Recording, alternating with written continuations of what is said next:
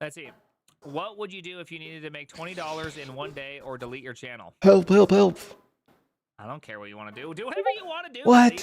What? Okay. I need help. Okay. I need Go help. faster. This is okay. This is taking way too long. I appreciate the types. I'm screwed, guys. I'm screwed. Yes. I'm I was screwed. talking to it like I was doing I am stuff in screwed. TypeScript, but it decided to do it in Go. I guess I did Let's tell clip it that. to do in Go earlier. Oh, I had a main file Let's that was in Go. clip that. I imagined. Okay, whatever. That's fine. Hey, you know, Let's clip.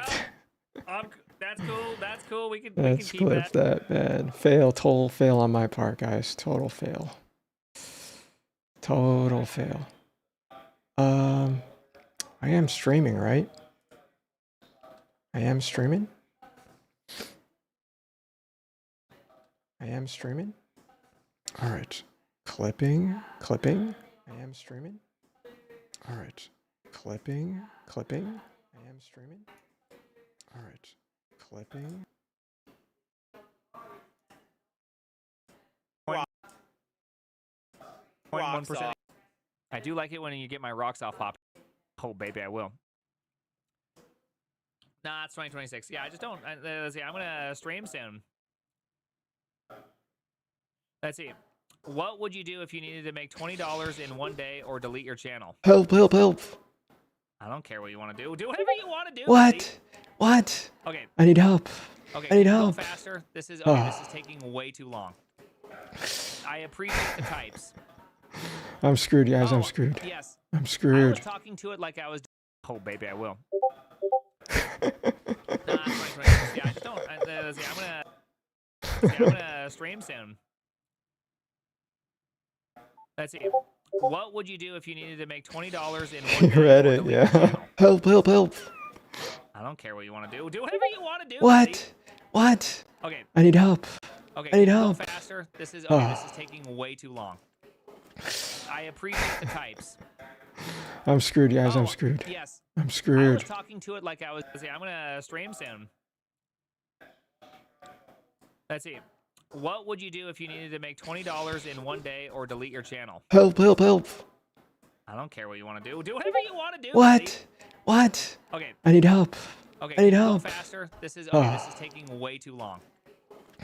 I appreciate the types. I'm screwed, guys. I'm screwed. Yes. Let's see. I'm All gonna right. stream soon. That's good. That's good. That was a good one. We were able to clip that. We were able to clip that.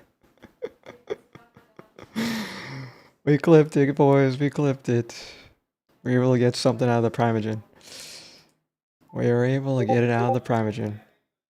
It's sort of cool. Basically P2P. Oh, nice. Oh, my thing doesn't work. It doesn't create the GIFs. All right. All right. We're posting it. We're posting it. I need to really fix that thing, the GIF thing. I thought it was going to be fixed, but it's not fixed. It's not fixed. It just shows text. AI. AI. AI. AI. Let's see. I don't remember what the prompt was. Clippy? Is it this one? 13 hours ago. Definitely not 13 hours ago. It was like 20. But maybe it is. Let's see. Yeah, it is this one. I restarted the stream, but I see no Clippy GIFs. Okay, let's play some music. Music. Music. Music. Alright, something. We got something. Yo, yo, yo. I gotta be a little quiet. Whispering.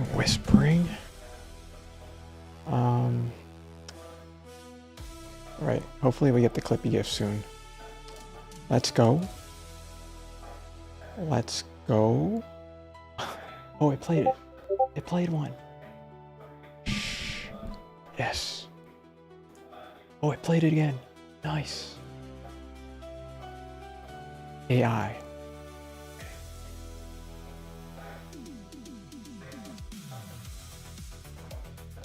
Only some showed GIFs, but some show words, which I don't want words, I only want GIFs.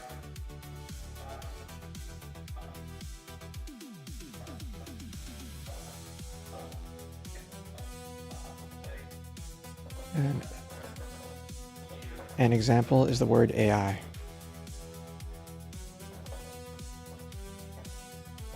Really? Alright. Building your first world in Roblox, never thought I'd type those words. Guys, I saw this really cool game, but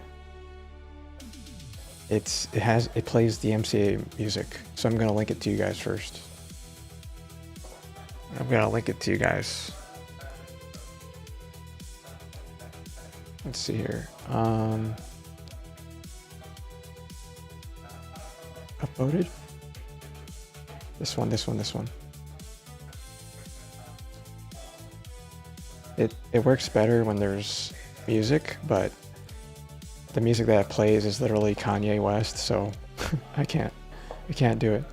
I can't do it, guys. Hey, I see Finance Fin in here. I was just in his channel. I was just in his channel. Hey, Finance Fin. How you doing? You know what? I'm gonna post this video, this clip. I'm gonna post it on the Primogen's channel. I'm gonna post in his channel.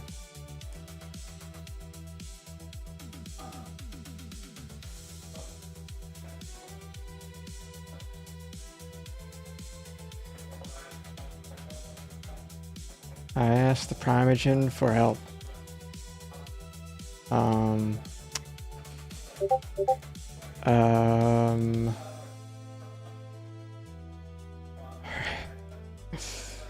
then let's download the video. Doing good. Returning the view. Hey, thanks, man. Like the stream, guys. Like the stream. I need to make $20 today, or else I'm screwed. Everything's deleted, guys. Everything's deleted. I need to make $20 today, guys. I need to make $20 today. Where's the... Okay. Alright, I have to download the video. Excuse my whispering, but I have to whisper. I need to whisper. You know what? I'm so desperate. I should probably just say hello to everybody. I should probably just say hello to everybody that I see on my feed. Out of desperation. Out of desperation, I should just say hello. Let's see. Go to my channel. My shorts. All right. Manage my videos. Get a hold of yourself, cowboy. Yeah. I'm trying, dude. I'm trying. Hey, Ito. I'm gonna get so screwed, guys. So screwed. But you know what? AI is working, guys. AI is working. I should just publish this, guys. Who cares for... Just publish it now. Publish it now. Publish it now. Why wait? Publish it now. I will pay. I will pray for your child. Yeah. Thanks, man. Thanks. Alright, download this video. Alright. Boom. Alright, add this. Where'd it go? Oh no. Boom.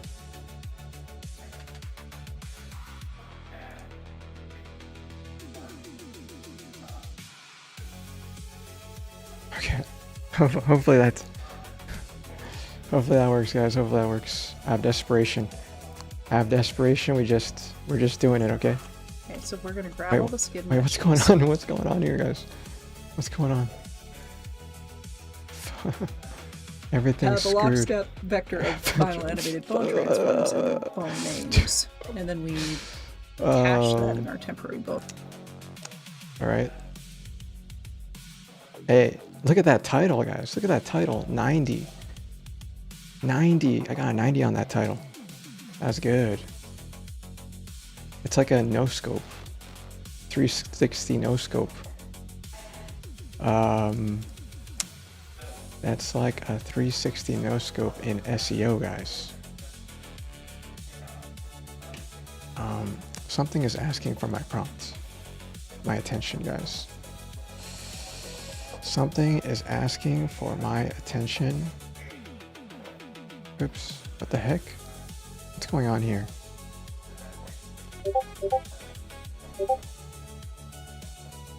Oh, this is probably screwing me.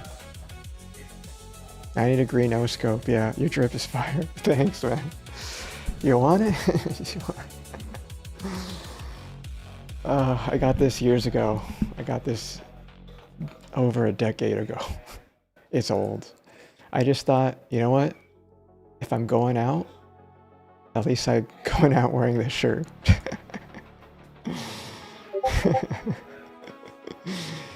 It's vintage. It's vintage. It's vintage.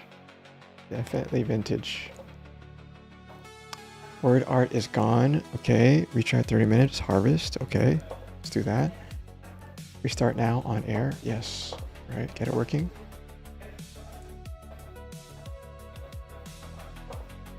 All right. We asked the Primogen for help. Oh, you know what I got instead? You know what I got instead? Somebody said sell ass. Low level literally said sell ass. That's what he said. No joke. Low level TV, he literally said show ass or show feet. Where's the progress bar? $20. Okay, you're right. You're right. I have he's right. He's right, guys. Except it's $100. Okay. I need to change this to 100. What did it? This is my old one. What did it say? What did it say? Okay, we need to change the 1-day challenge. Oh my god, my thing is spazzing out, guys. Yo. We gotta change this, guys. We gotta change this. Sorry. It's not right, so I'm gonna change that. Josh paying attention, guys. Josh paying attention. Rent out an ad space? Okay, sure. That's a great idea. Holy sh! We got good ideas on the stream, guys. We got good ideas on the stream. Okay. On my OBS challenge source for $100 in a day, I need to change that to $20 in 1 day. We have a challenge so that we should have something so that if they pay a certain amount, they get ad space on my stream for a week. But it has to be safe for work. It has to be safe for work. Alright. That's a great idea, guys. Ito's big head. Holy moly. Holy moly, that's such a good idea. It's better than selling ass. Maximum, what's this? What am I doing here? How much for you to wear my brand name shirt? How much? It's basically saying that's what I thought of this. You should send out LinkedIn requests. What do you mean LinkedIn requests? What does that mean? I've never done it. I don't even know what a LinkedIn request is. Okay, what's this? Minimum bets before cheer message is read. 100 bits. Alright. Retry until idle. Okay. Beam. Yes. Apply on air now. It needs to work now. Okay. This is for TTS stream. And then this one was for ads on stream. Oh, challenge. And then this one is for, what is this? It's not this one. It's not this one. There are other ones. Uh-oh, sometimes my shell gets stuck. Oh, this is the gifs. GIFs, TTS, SST, speech to GIF, speech to GIF. All right, we got that. All right, we have some tokens. We got some tokens. Let's see how much tokens we have. We have 73% Fable.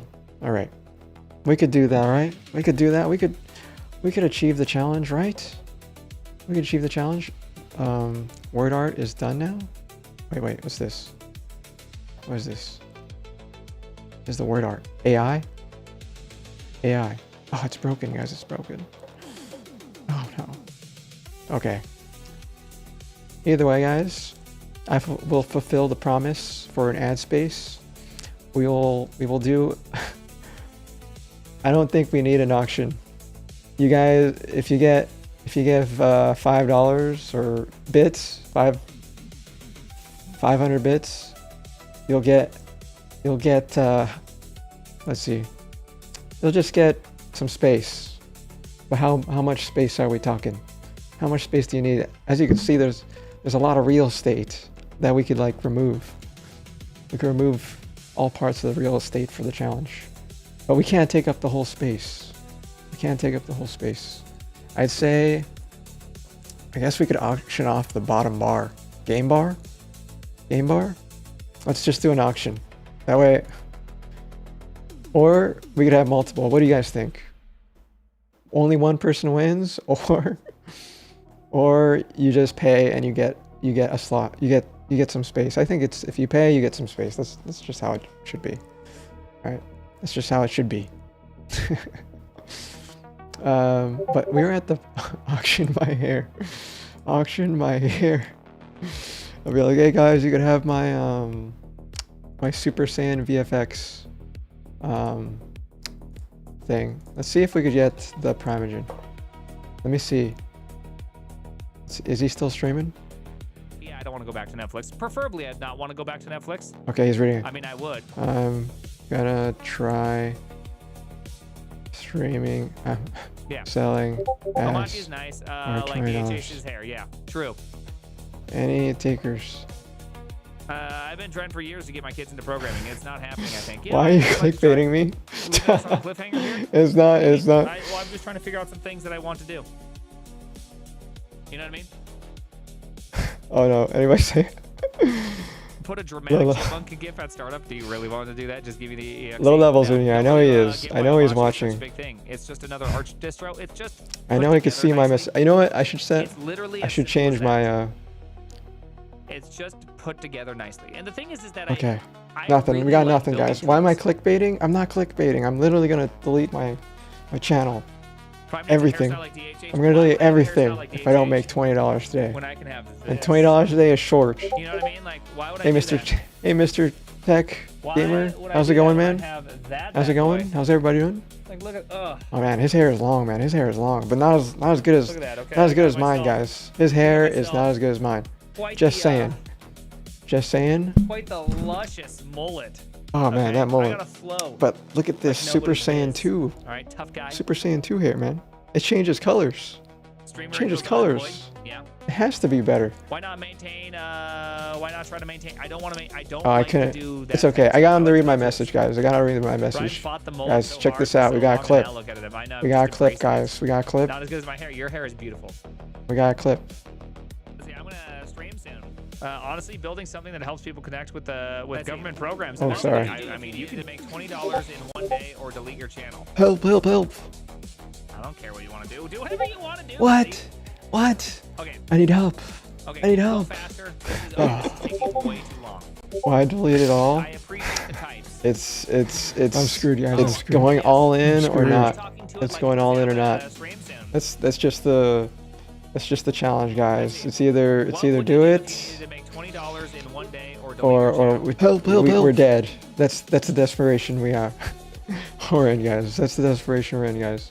That's just how it is. It's just how it is, guys. Oh, that thing is PTSDing right now.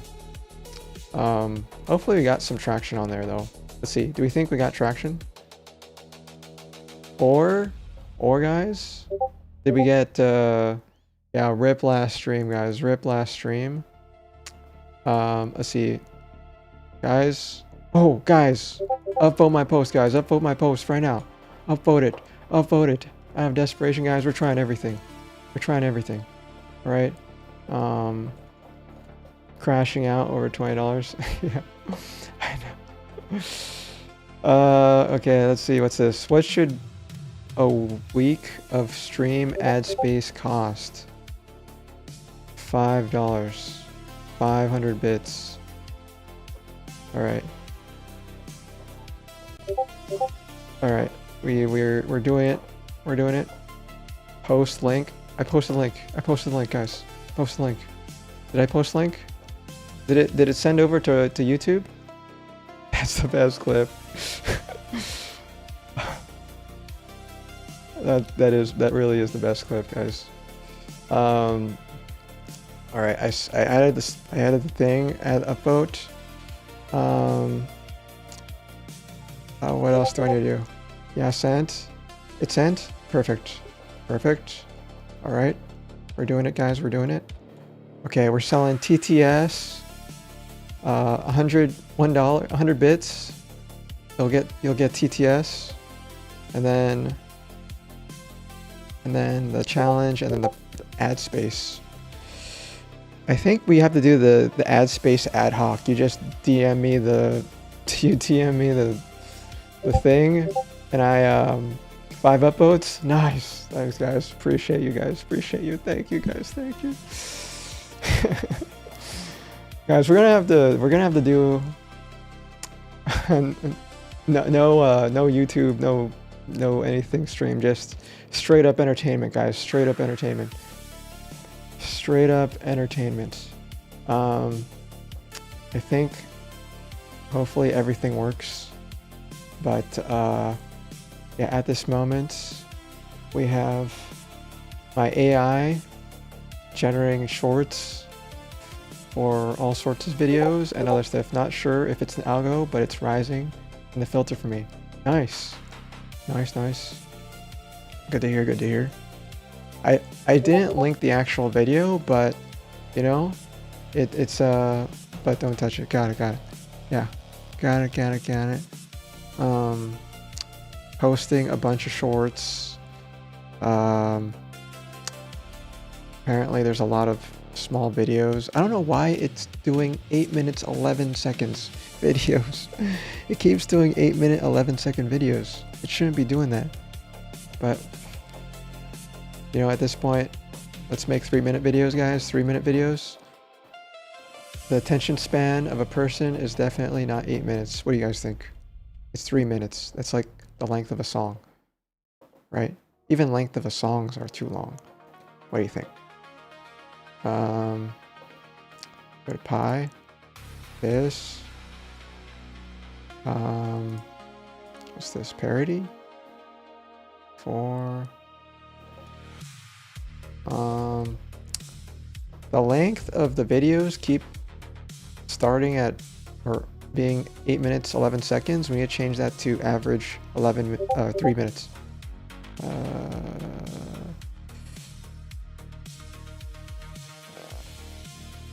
When does the ad space start?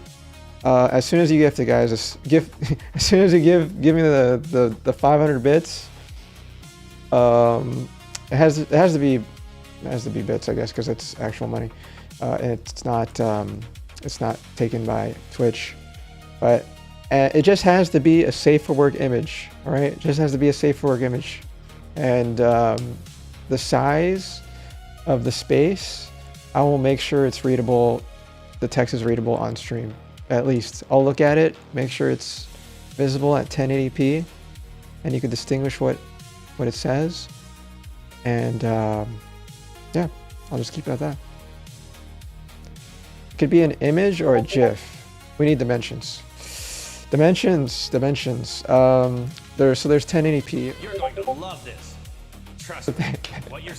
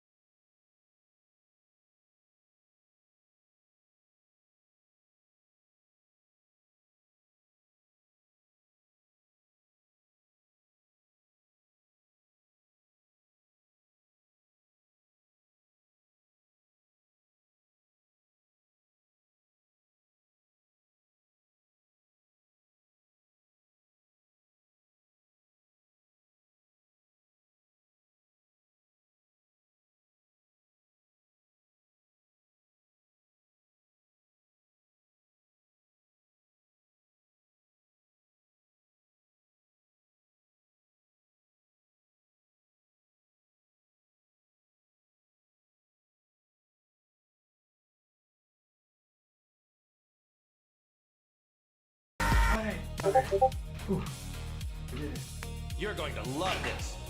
Trust me. What you're seeing now is my normal state.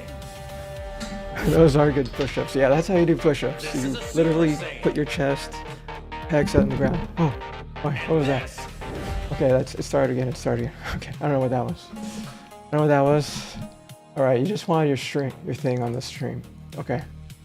Which one? Scene? The scene one or the CodeBam one? Tell me which one, and then send me an image or a GIF. We could do either. Image or GIF, I could download it. Oh god. CodeBam one?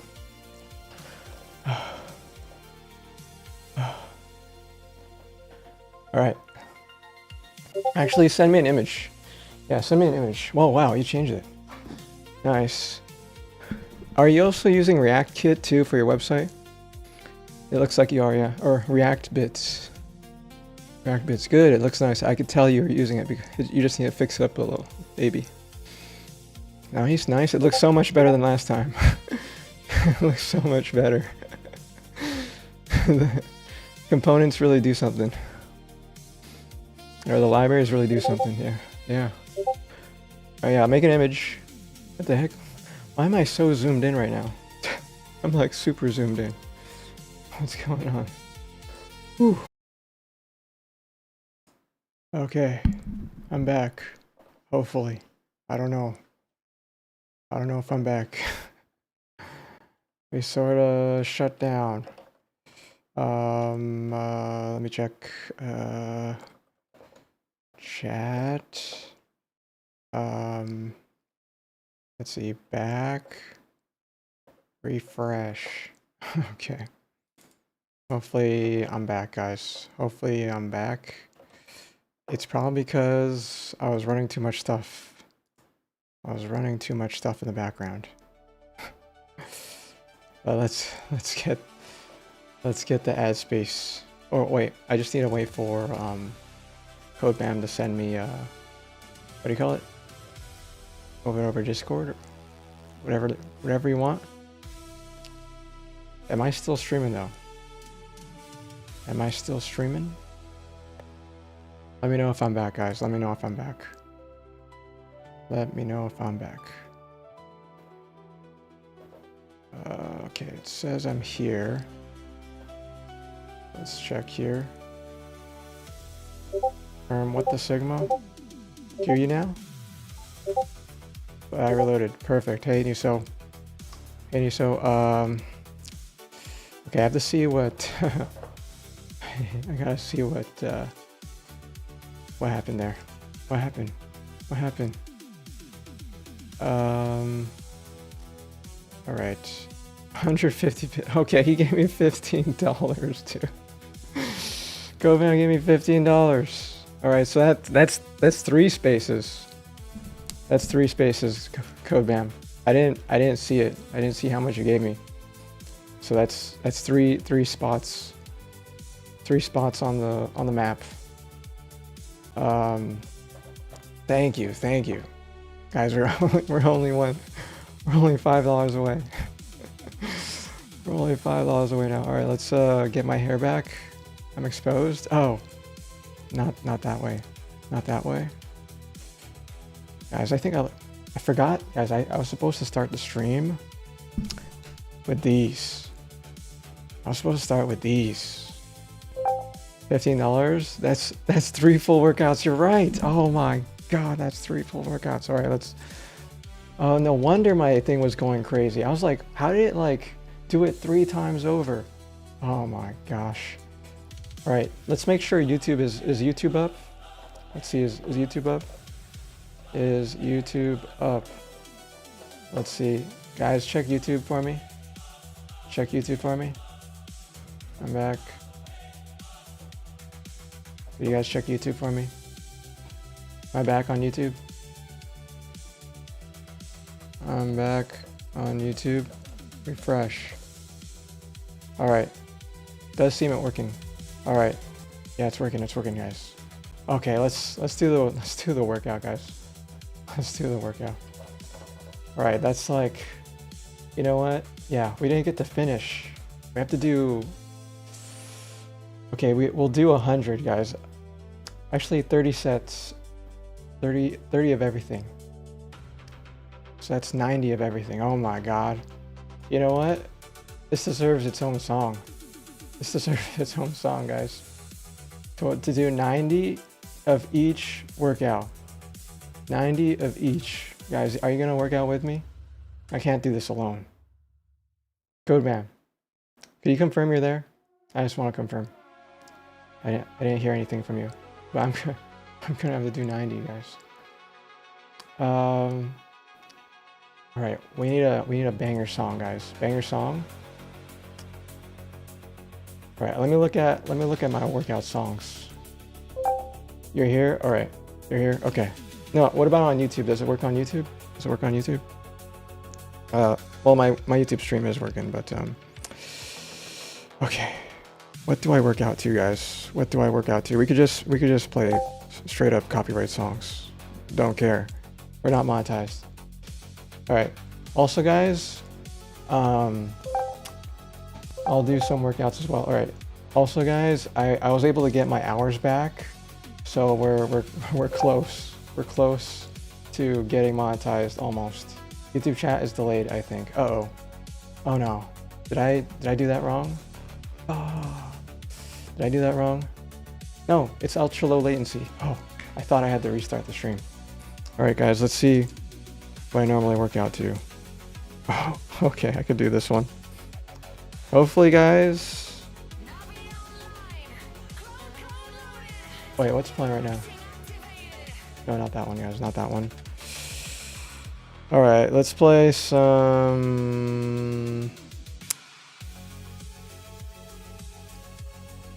Okay, let's see here. I'm looking at my. Dude, they really changed the app, guys. They changed the Apple app. Okay.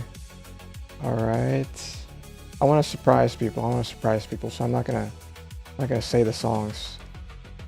I'm not gonna say the songs, but it's gonna be a lot. A lot.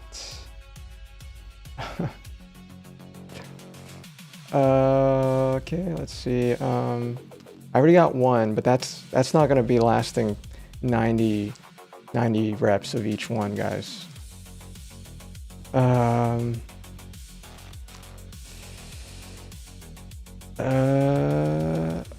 Okay, I got my second one. I think I got my second and my third one. Second and my third one. And I never thought I'd need to, Alright, let's do the first one. Let's do the first one, guys. Okay.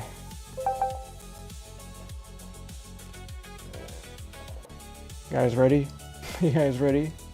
This will probably be the first couple reps, guys. This will probably be, I won't be able to hear it because I don't want to play it out loud, but I'll set a timer on this. I'll set a timer. All right, this is a 4-minute long song, guys. Guess how long it's. Guess the song. Guess the song. 4 minutes. 4 minutes. 4 minutes. Okay. All right. Guess the song. Guess the song. Turn it off. Turn this off. Take it off. Camera only. All right. Camera only. And you can hear me still? Okay. All right. Okay.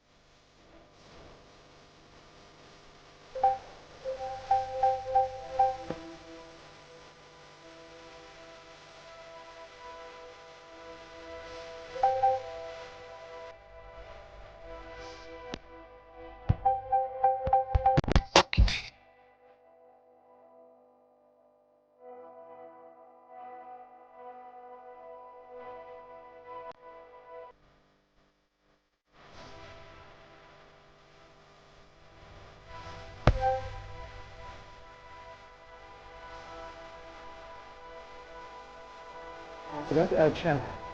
Forgot to add chat. Oh, let me see add chat. Add chat.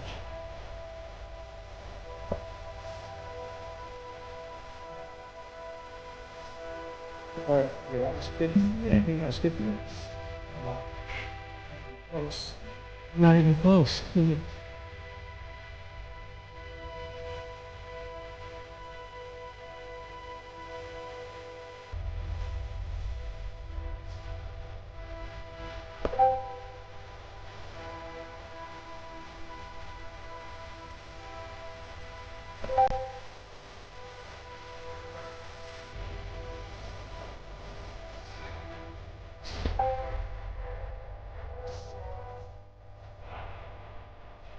Right here.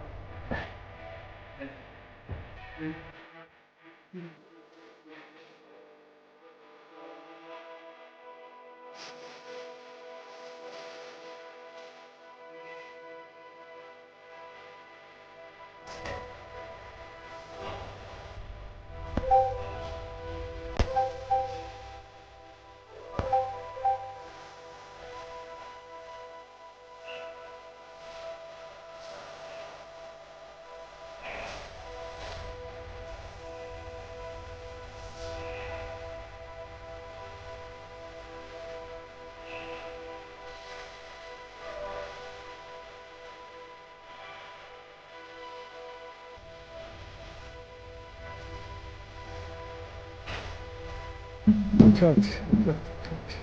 One more. One more.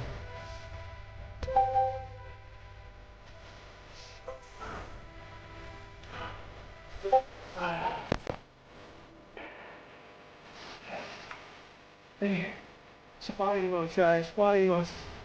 Hey, what? Oh. Hey.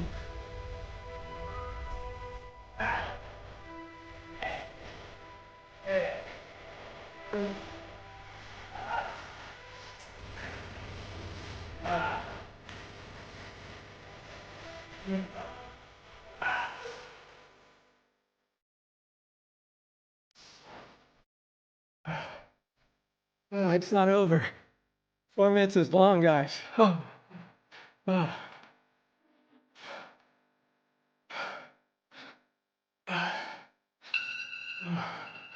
Oh. Okay. Okay.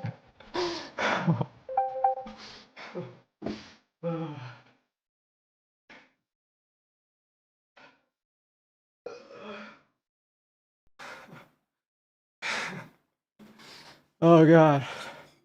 Water.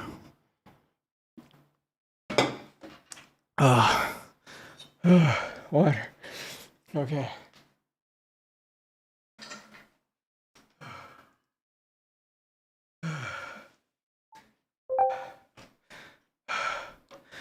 W. W. Oh. We haven't worked out in forever. That was only one. That was, well, I tried to do as much as I could, guys. Oh. I guess when I recover, I'll do some more. Whew.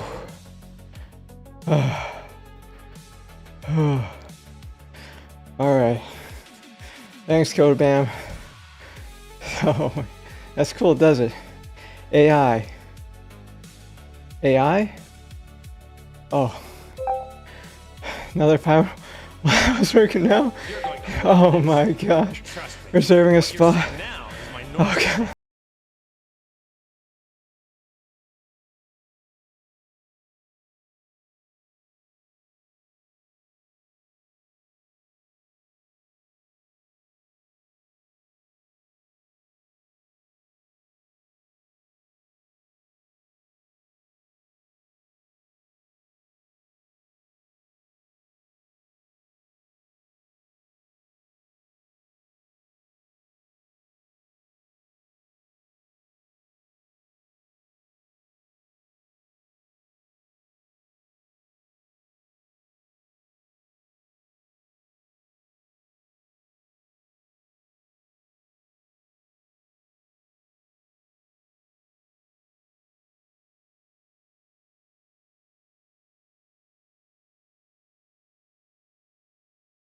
disappear.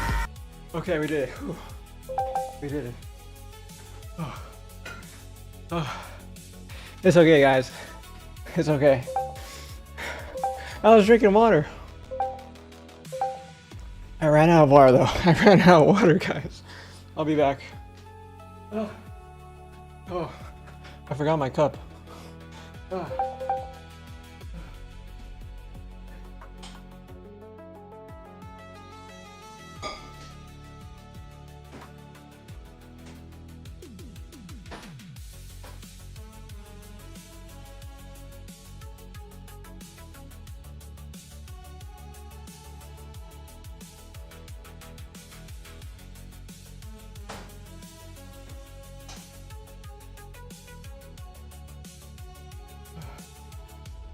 Oh, okay. I got like 3 drinks. 3 drinks. I can show you. I got this, whatever this, isotope protein water. Fancy.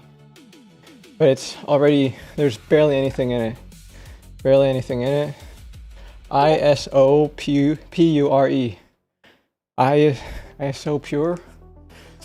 15 grams of protein per bottle.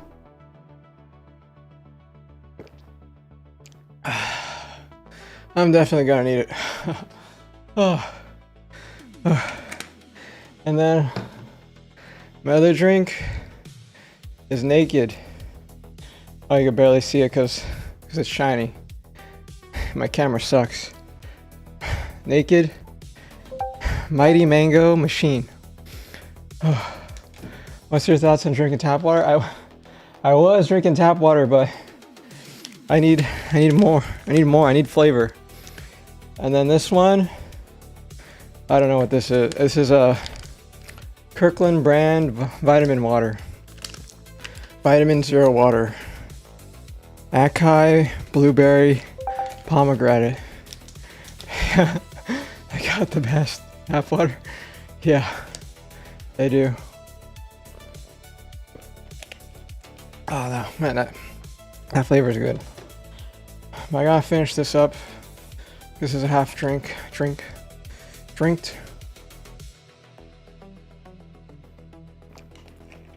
Oh, guys, I think we reached the goal, guys. Someone is trying to DDoS your site behind Cloudflare ban. What? Oh, good luck. Keep on going. Oh my gosh. Guys, we have an enemy of the state. Enemy of the SigmaShake.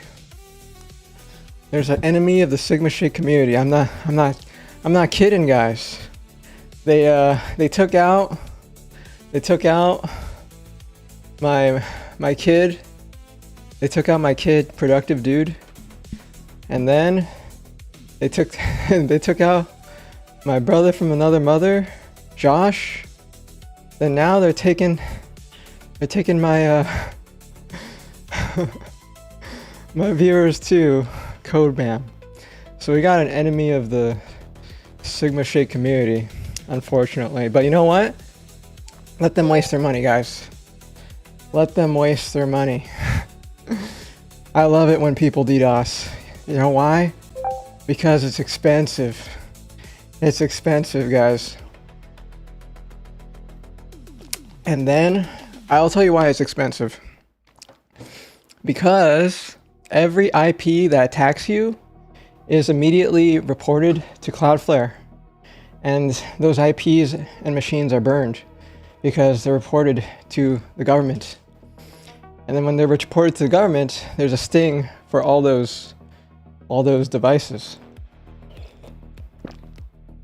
And then it's just a waste of money because they just took out all their because all these IP addresses doing the DDoS are all TVs. They're all TVs, guys. They're all just IoTs. They could be your refrigerator, smart TV, your Echo, your Amazon Echo, your Google Home. Those are all compromised devices used to DDoS. Hard to believe. And library computers, there's a bunch of devices.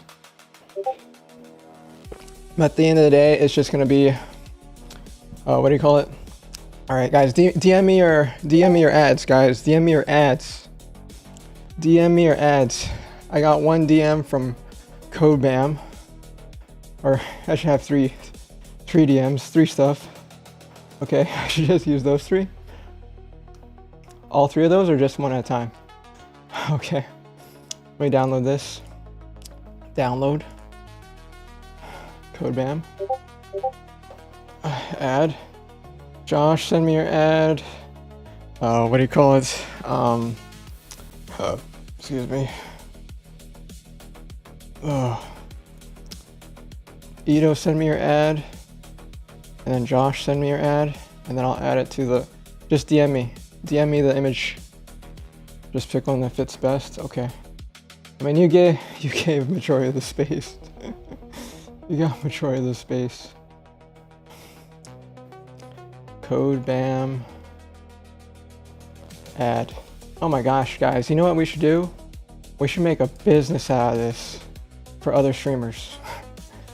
We'll put ad, well, then again, when they're streamed, they should realize how to put an ad on their own thing, guys. All right, CodeBam. the whole place is gonna be full of it.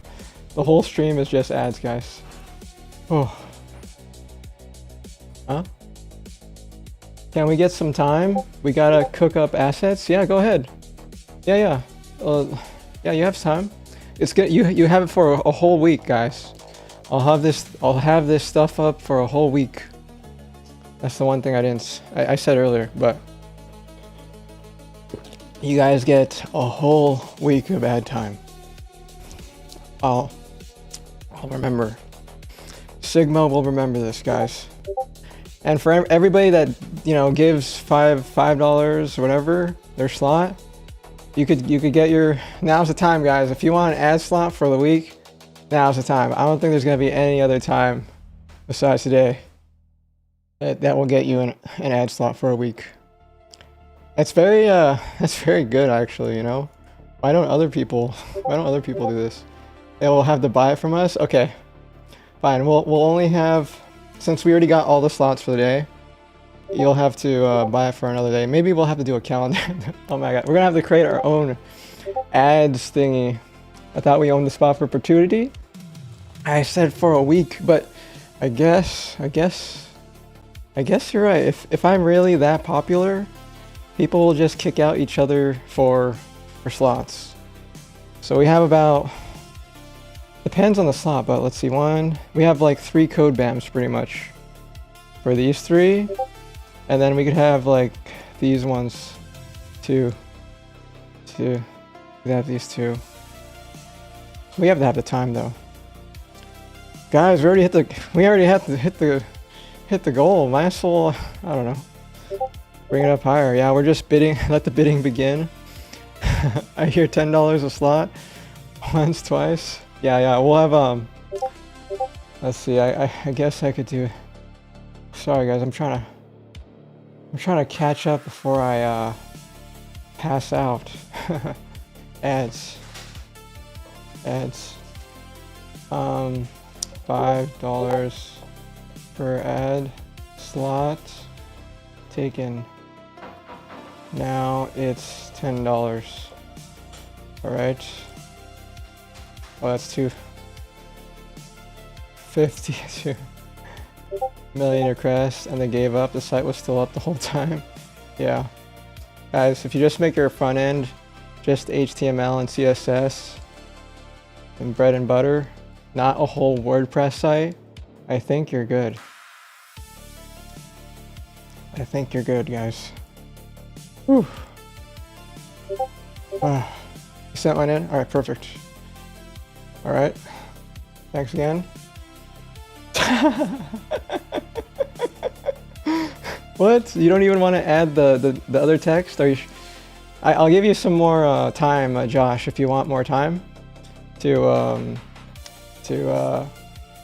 modify your slot to be a little bit thicker. No, that's what you want? Okay. All right. If you say so. If you say so. All right. Adding it.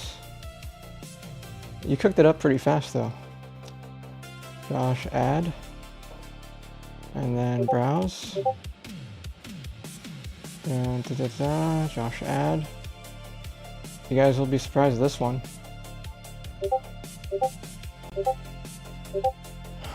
Best $5 I've ever spent.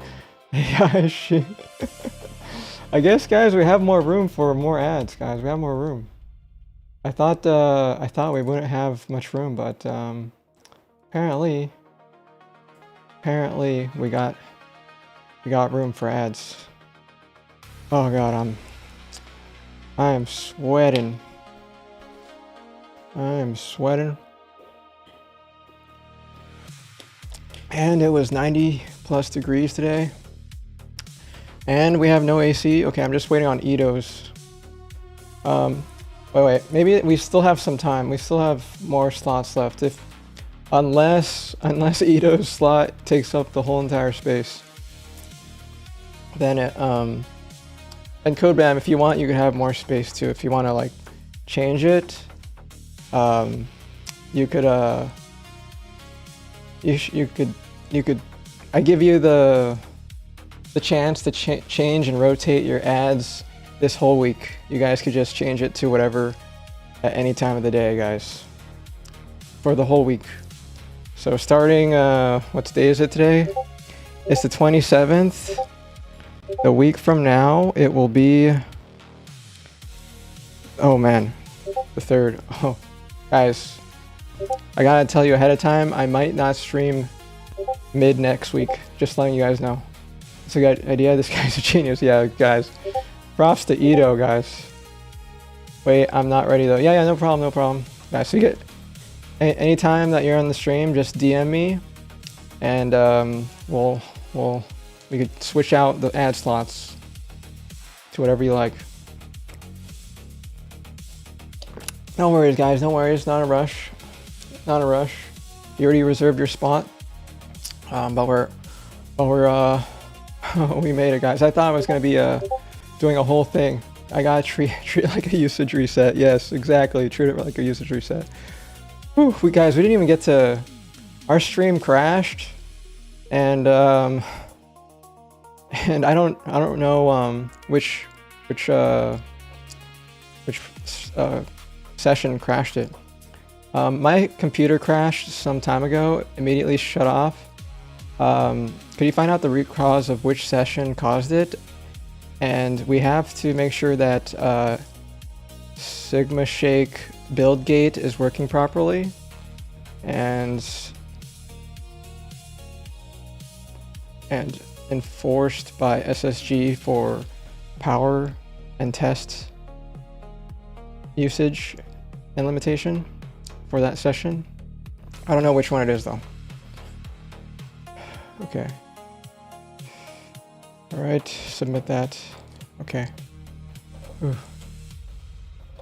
Okay, back to it. All right. So, crash RCA, and then RCA, guys, stands for root cause analysis. You'll only encounter it for, okay, TTS donation. Probably that's it, guys, the TTS thing. It has to be that one. AI. Thank you. Let's go. Oh, okay, it's not triggering.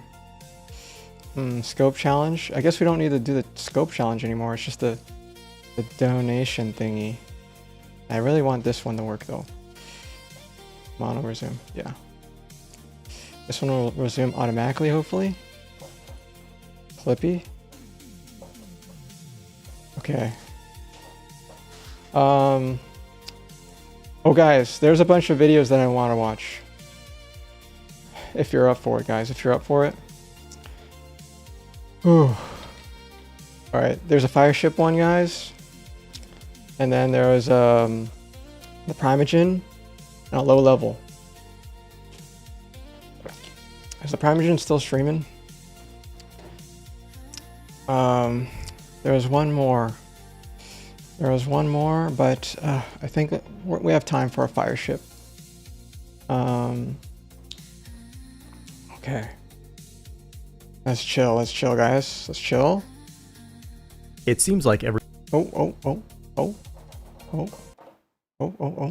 week now, we're seeing security incidents happening that would have made mainstream news just a few years ago. The big ones lately have been the North Korean hackers who Trojan horsed half the JavaScript ecosystem, the OpenAI model that committed a felony to get answers to a benchmark, and that time Anthropic accidentally open sourced Claude Code at 4 a.m. via an NPM source map. But sometimes it's good to remember that even before AI, the software has always been held together with duct tape and the poverty of open source maintainers. And there's no better example of this than the damage one company managed to do to itself 14 years ago this month with organic human retardedness. In about 45 minutes on a random Wednesday, Knight Capital, who at one time was responsible for 10% of all stock trading happening in the United States, lost $440 million and 4 months later was sold for parts. In today's video, we'll look into what caused the most expensive software bug in history and learn how to lose $10 million in a minute with this one weird trick. It is August 27th, 2026, and you're watching The Code Report. In 2012, while the rest of us were planking on gas station roofs and awaiting the Mayan apocalypse, Knight Capital was quietly operating as the biggest market maker on Wall Street as it processed $20 billion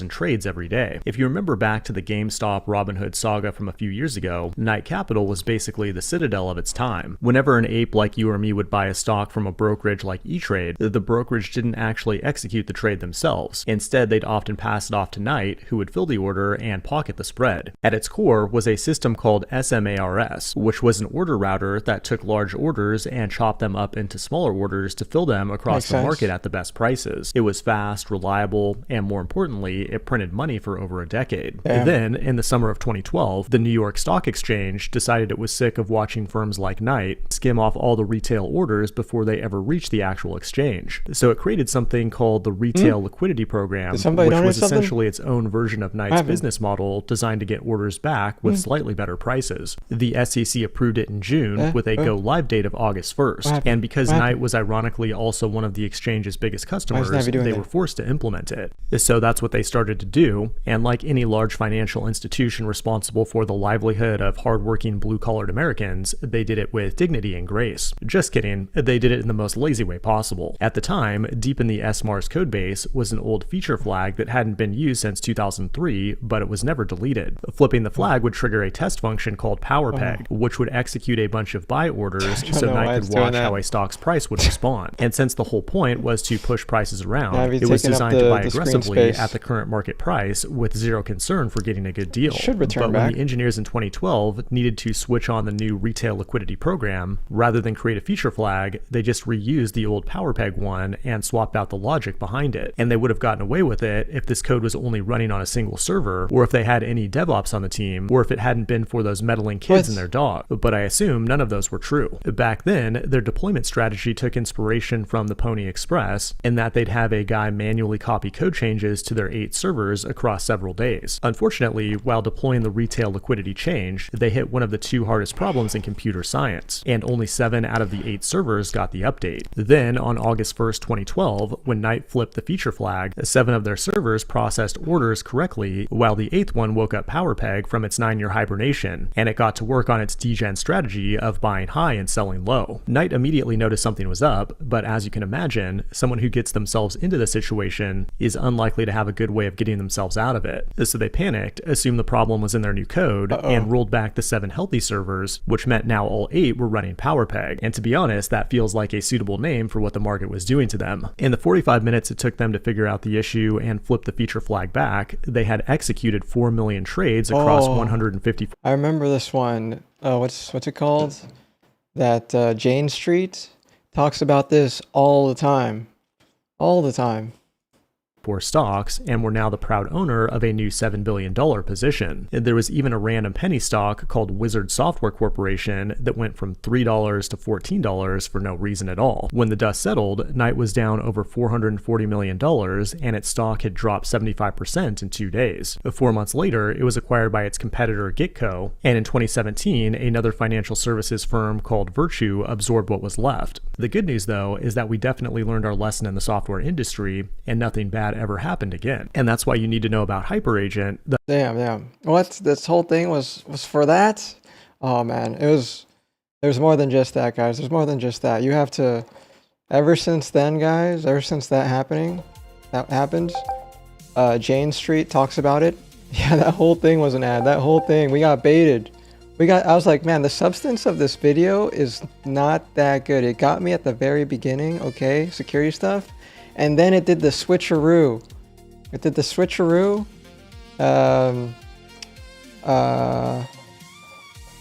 Yeah, I did the switcheroo. Oh, you know what? We should actually just go to the Primeagen.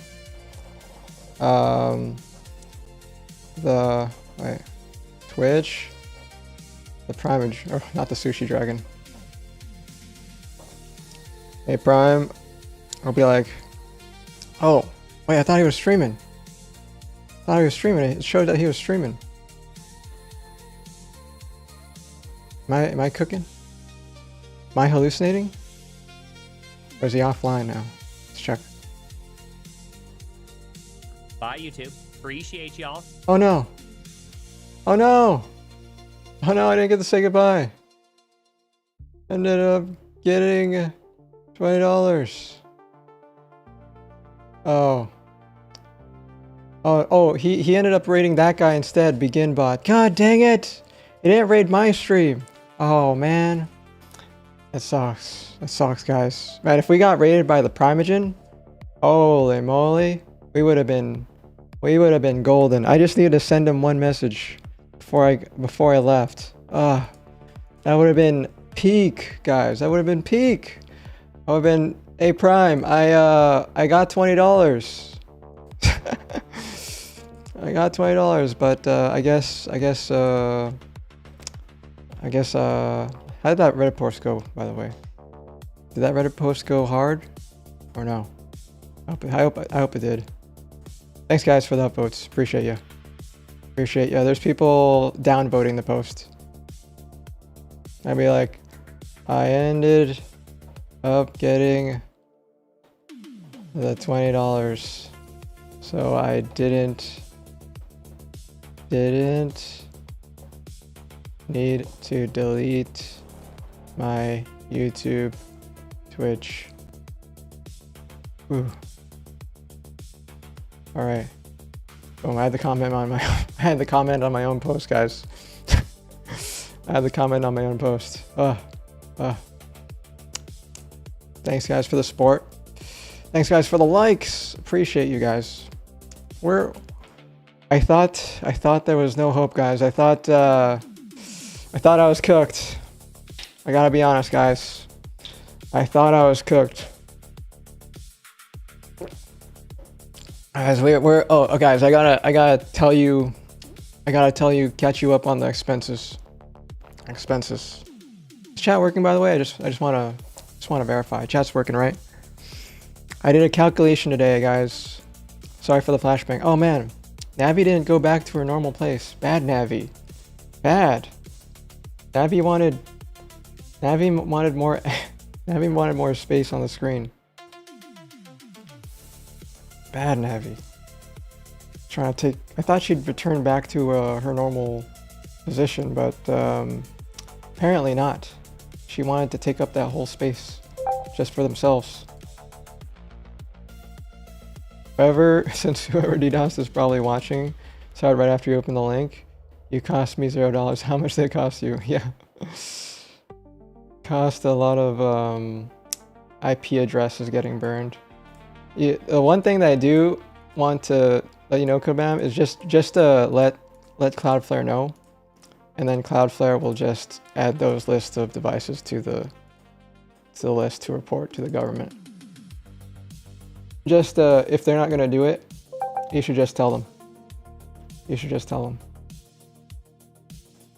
That way, yeah, eventually, guys, perhaps eventually they'll get caught for doing something so menial. Menial? Right? Menial?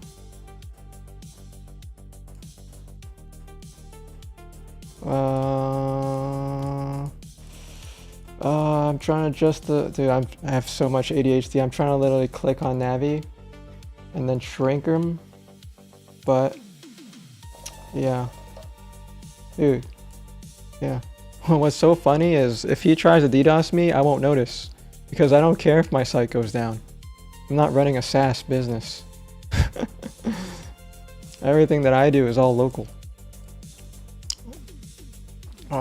Anyway, it's nice. And what's even better, guys, if you have people, a bunch of IP addresses visiting your site, it improves their SEO. It improves your SEO too. So like he's doing you like a net they're doing like a net positive, right? They improve the SEO of your website, indexing of your website, and they burn their own IP addresses and devices, and they could potentially get caught. So it's like a net positive for the whole world, for you, the world in general.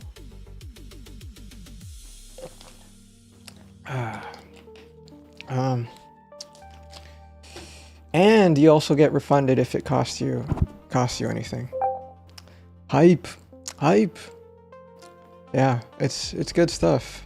DDoSes used to happen all the time. It's nothing new.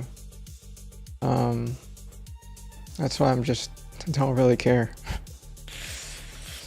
The only time I really think it'd care is if you're running a SaaS and you like literally, like your customers are literally calling you, hey, my site isn't running.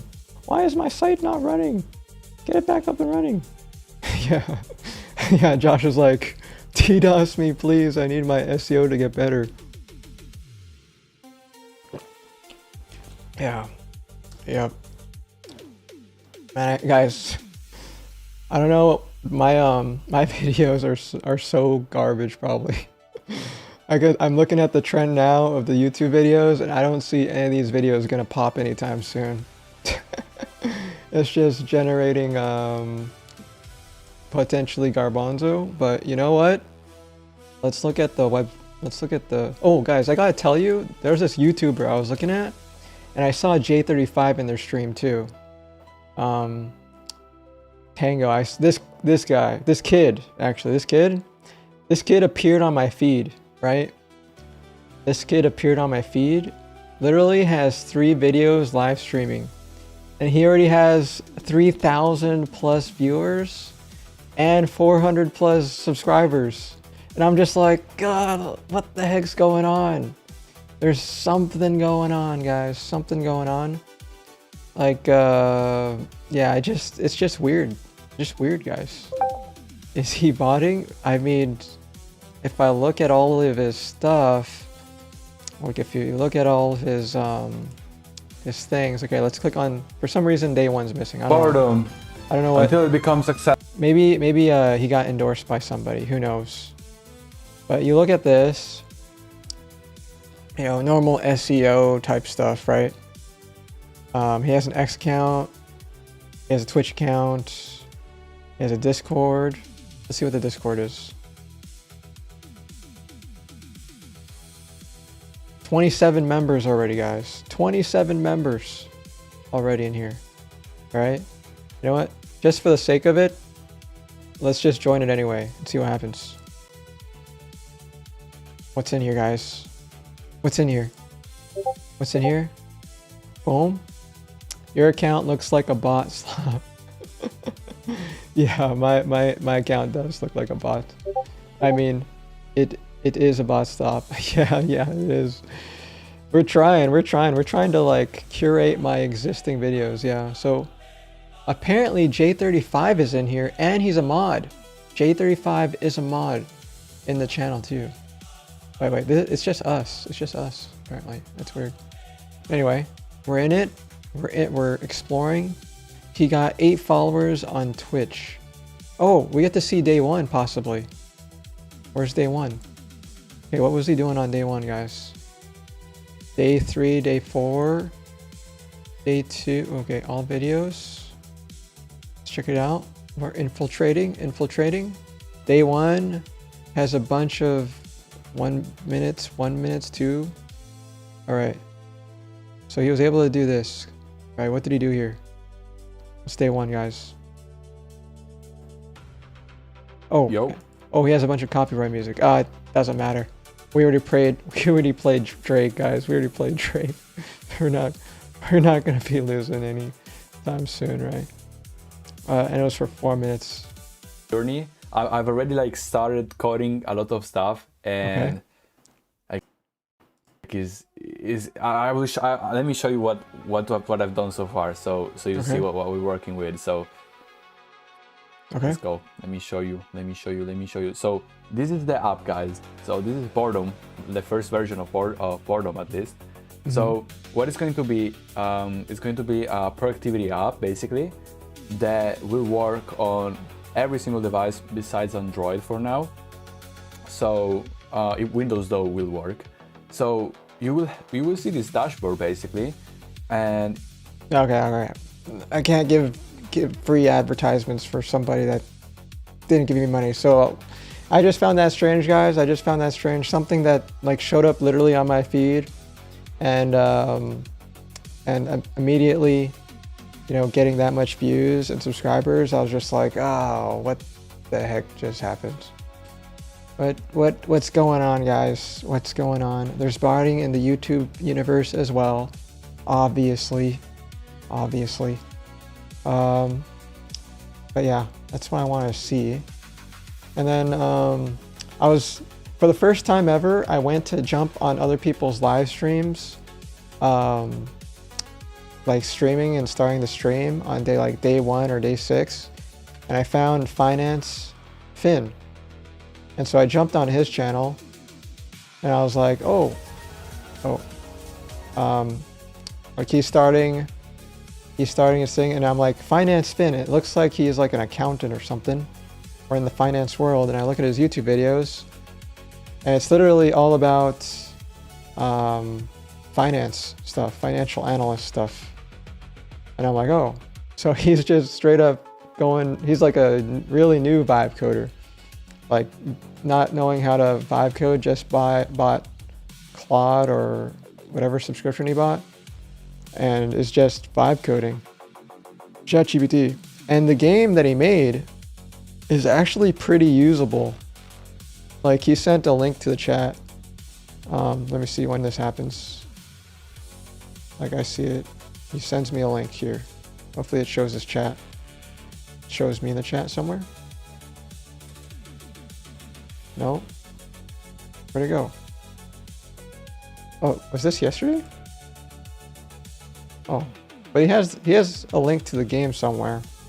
Now I was like, man, that's cool. He already has like an actual like game, like usable, and he was using Godot of all game engines. I'm like, man, he started off with the perfect engine to start off with, because if he chose any other game engine, he'd get pretty screwed in terms of oh no, he didn't click the replay chat button.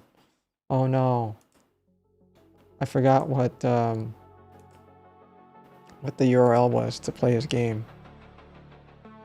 Whoops. And then what's crazy, another thing that he does too, is if somebody subscribes, he eats a jalapeno raw. He eats a raw jalapeno every time somebody subscribes. So if you're gonna subscribe, well, yeah, 1 sub, jalapeno. Yeah, so if you see this guy online, and you gotta make sure he's stocked up on jalapenos so you could see him bite it on stream. I just thought that was funny, but yeah, unfortunately I can't click on his game thing. It doesn't have the replay. But I want to just share that too, of things that I was checking out. And then what else was there? Yeah, just nothing. And what was the cause to my crash, guys? What caused my system to crash? What caused my system to crash? Okay, it's still working on it.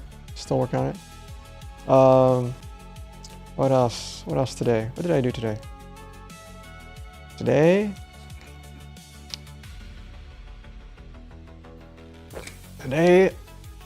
oh, guys, We gotta at least celebrate with a Suno song, maybe. Suno song. We haven't made one in a while, guys. We haven't made one in a while. Am I logged into this one? Let's check. They keep changing the UI. Yeah, I think. Yeah, this Josh in the water. Okay. We gotta come up with another song idea. I don't remember what I'm gonna do for the song. Lyrics. But yeah, I don't have a hit of inspiration yet. I gotta figure out a good one. A good hit of inspiration. So there's that. Schedule, guys. A schedule. I didn't have anything for the schedule, guys. I don't think I had anything for the schedule. It was just go live and then figure it out. Figure it out, guys. I gotta think what I did to okay, what were we doing yesterday? What were we doing yesterday? Yesterday, guys. Yesterday I was doing a silent stream. I didn't talk. I didn't say a single word. Actually, no, yesterday I did say stuff, and then when I came back, I didn't say anything. Even then, it was still pretty good, right? Silent treatment? No, I just needed to quiet down. It was too loud. I was too loud. So, all right, let's play one of Josh's games that's still up. Oh, hopefully, no. Then that guy's gonna DDoS his site again. It's okay. It's okay. He'll index his website. All right, I'm wearing sunglasses, so I might not be able to truly detect AI or not. But I think this is real. Also, Josh, there's no ads on this website. You gotta start putting ads on this page. Real. Oh, got it. Okay, this is definitely AI, I think. Yep.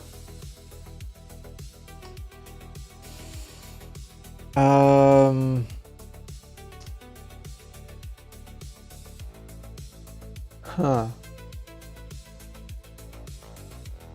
I think AI. There's like, I don't know, I see this thingy, and then I see this thingy over here. And then there's like the focus here. And then there's like a focus back here. I think it's AI. Oh no, it was a real photo. It focused on two different parts at the same time. Okay, this has to be real. All right. Real? AI. Ah, this one always gets me.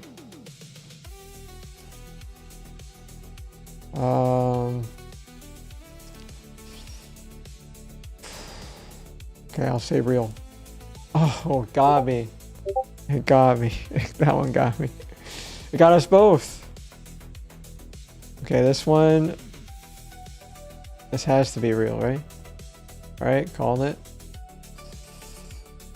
This one also has to be real. Oh, shoot. I got that one wrong. This is the worst score I've ever gotten. This is AI. This has to be AI. All right, yeah. 7 out of 10. I'm losing it. I'm losing it. I am losing it. All right, we got this. GeoGuessr. I haven't been able to play GeoGuessr in so long with Josh. All right, let's play this one. Play this one. Oh. Oh, okay. All right, think we're definitely somewhere. We're definitely somewhere, guys. Wait, there's a person. I'm trying to go to that person, but he keeps getting further and further away. Okay, they completely blurred this guy out. Okay. He's wearing shoes. He's got a motorcycle.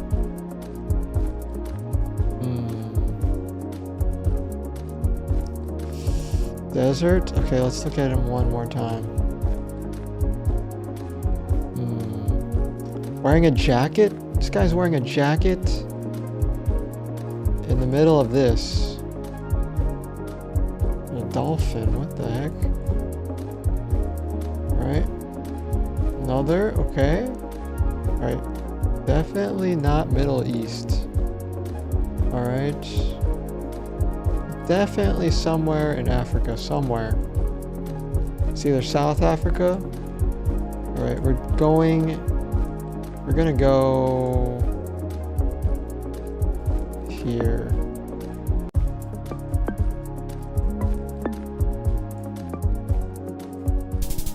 Oh damn, wrong side. Wrong side, guys, wrong side. I was thinking about this side, but I don't know about the side, so I just chose.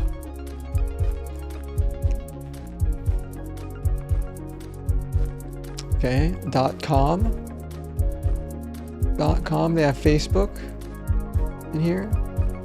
Seguro. Flat trees. What's that? What kind of flag is that? I don't know. Okay. I think it's maybe here. Well, let's keep going then. Yeah, the whole point is to just explore and see the area when we play this game, not just pick our answer. We gotta learn about what the world looks like besides our own home. Okay? There's people here. There's a lot of trees. Okay, what kind of cars are these? Hyundai. Korean. They're all broken down though.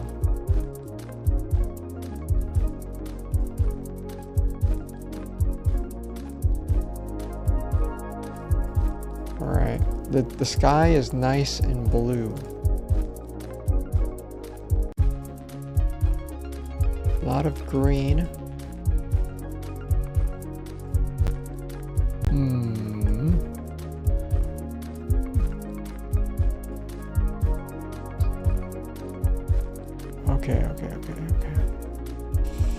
Okay.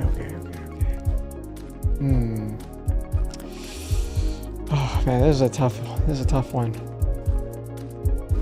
We got some mopeds. We got some nice green. But I don't think this is Brazil. It's definitely... Man, is it Chile? I hope it's not Chile. I have a hard time. I don't even know what Venezuela looks like anymore. There's definitely a lot of trees here. So I'm gonna say maybe Ecuador, Cambodia, one of those. Oh, Costa Rica. Country flag. This is Costa Rica flag. Ah, okay. Yeah, at least I was close. That's a good amount of points. All right, what's this? Sten Bijirvik. All right. Okay, what was... Maybe Polish? What's this? Gider Korsen. I don't know. Jenem Korsel.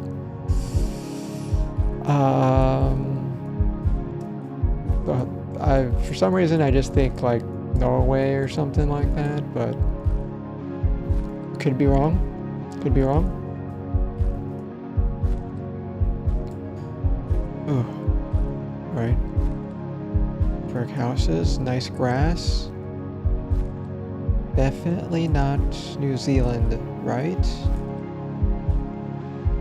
What kind of car is that? Oh, just passed us. Let's try to go here.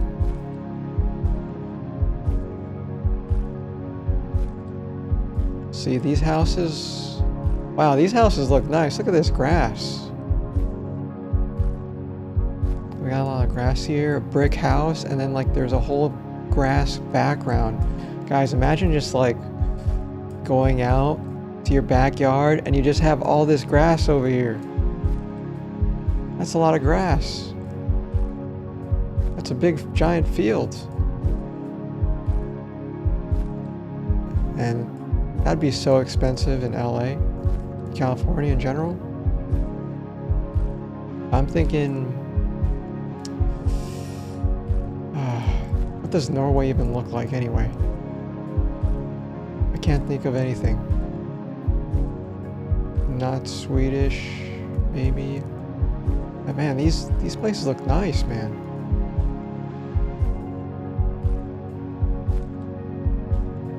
Wonder what it's like. Oh, nice and green. Look how green this grass is. Looks so good. Alright. Make our decision. Norway or Sweden? Somewhere that's grassy. Copenhagen, Denmark?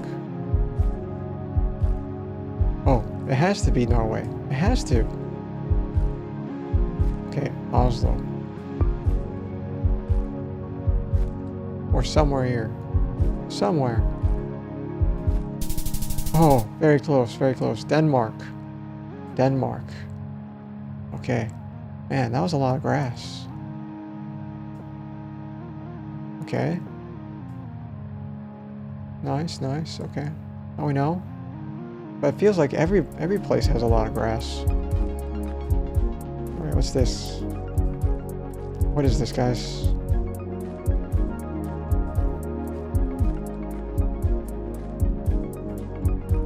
Where are we at?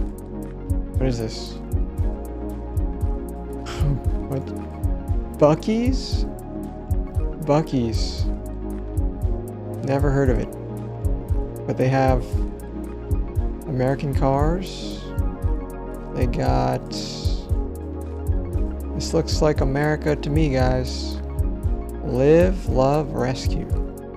Yeah, there's like a whole variety of cars. There's people... How do we know? Okay, let's try to figure it out. This is a this thing's huge. This is a Buc-ee's? Oh my gosh, this has to be Texas. This has to be Texas. I can't think of any other place that has like a large... This is bigger than Costco, guys. This gas station's bigger than a Costco. I've never heard of Buc-ee's, but if a place of this size, I'm thinking just Texas in this case. Houston, San Antonio, Austin, I think Houston, Texas. Oh, damn, I was right. But I was a little, where's this, Waco? Damn. Guys, when you see like a big giant of everything and in America, I think Texas. You just think Texas because Texas has the biggest whatever it is. And that was bigger than a Costco. That place, huge. Buc-ee's. I gotta look at Buc-ee's. Buc-ee's. Tell me about Buc-ee's. It's an American chain of travel centers. It was founded and is owned by Arch Beaver Applin III. Headquartered in Lake Jackson, Texas. City south of Houston. Man, that place was huge. Let's see. You should be able to afford a good website though. But do they really need a website? They just need like locations. Locations. They're in Alabama. Oh, they're pretty popular. But it's interesting because it's just they sell a lot of gas. They're part of the world records. World's largest convenience store. Wow. I guess if you travel to the States, you gotta check out one Buc-ee's. Never been. Heck, might as well just check out what a Buc-ee's even looks like on YouTube. Might as well, guys. I'm not from Texas, but but at least I want to know. Wait, where's the... Okay, the sound is... Alright, let's just silence this. Go inside Buc-ee's, the largest gas station. Okay. Gas station in the world is open for business.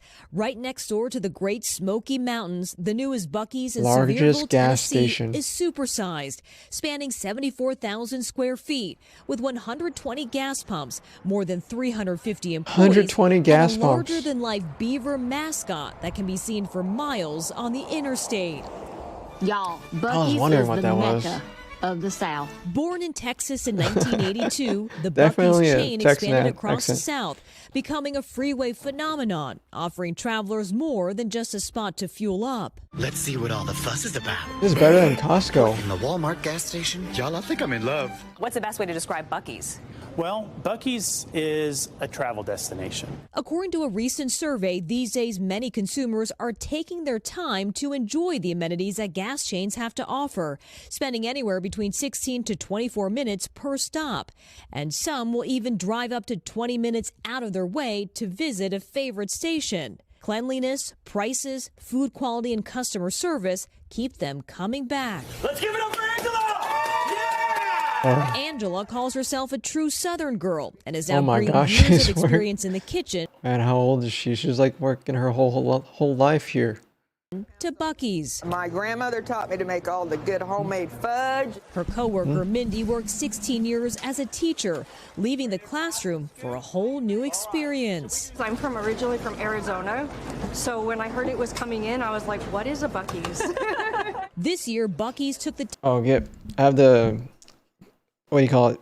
Make something. So I will be back in a bit. Back from dinner. This is not what I expected from you watching. Yeah, I was doing what do you call it? GeoGuessr, and then we found like a location that was a huge giant gas station. And from then I wanted to like look at what it was.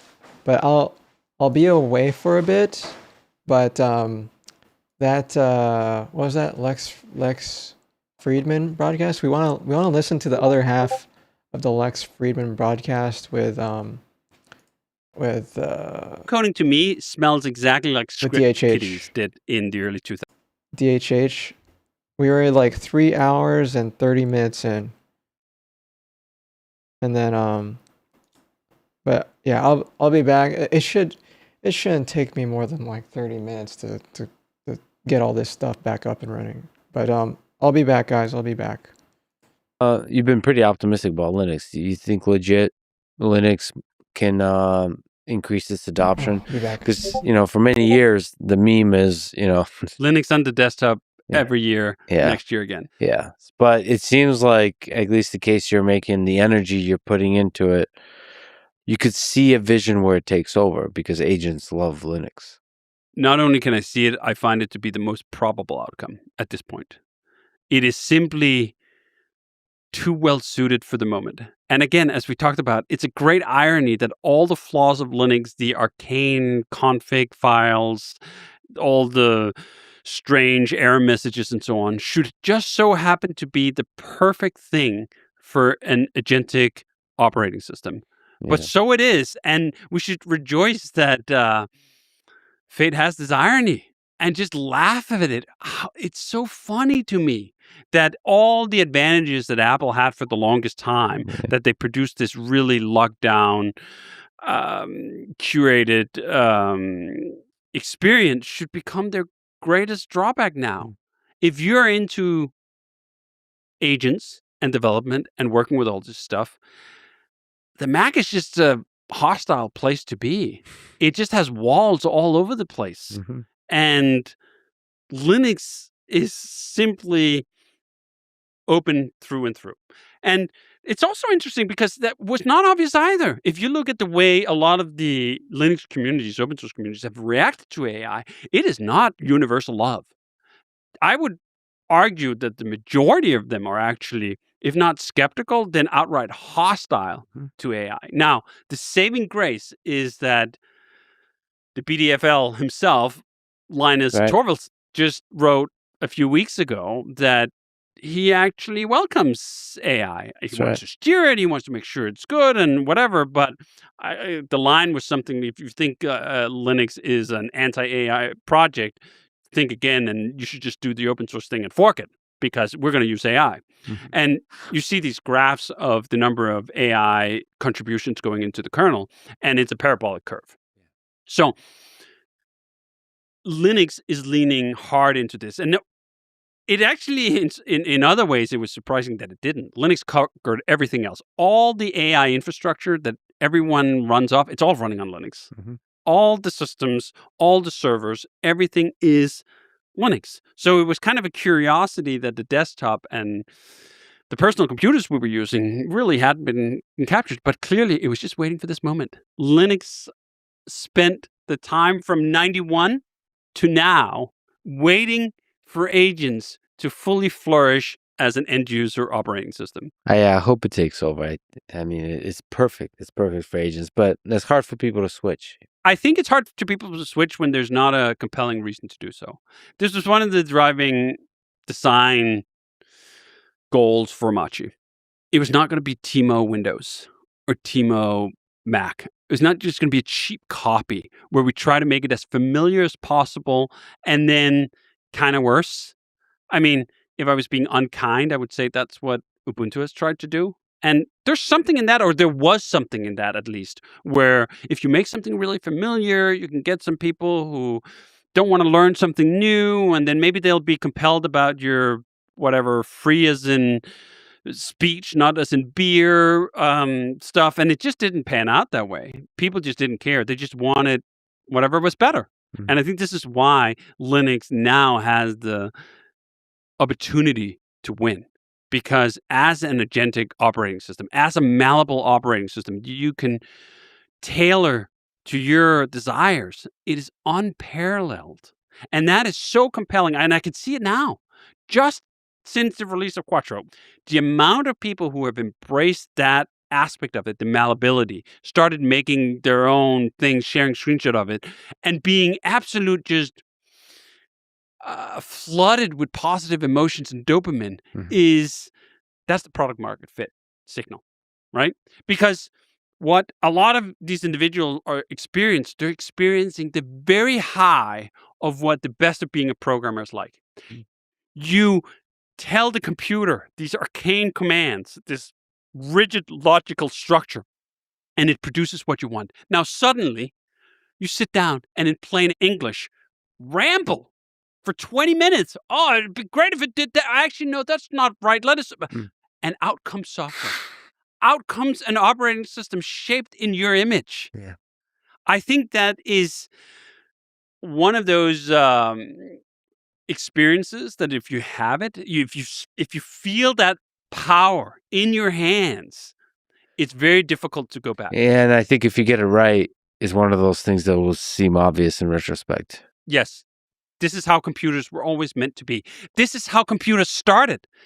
The Commodore 64. You turn it on. First of all, it boots in a second. Amazing. Second of all, it boots straight into BASIC. Yeah. It was the malleable computer from the get-go. It just so happened that you needed to know hieroglyphs to be able to take advantage of that. Now we've translated it. Agents have given us the Rosetta Stone, and you can simply just speak your desires, and so they are. Beautifully put.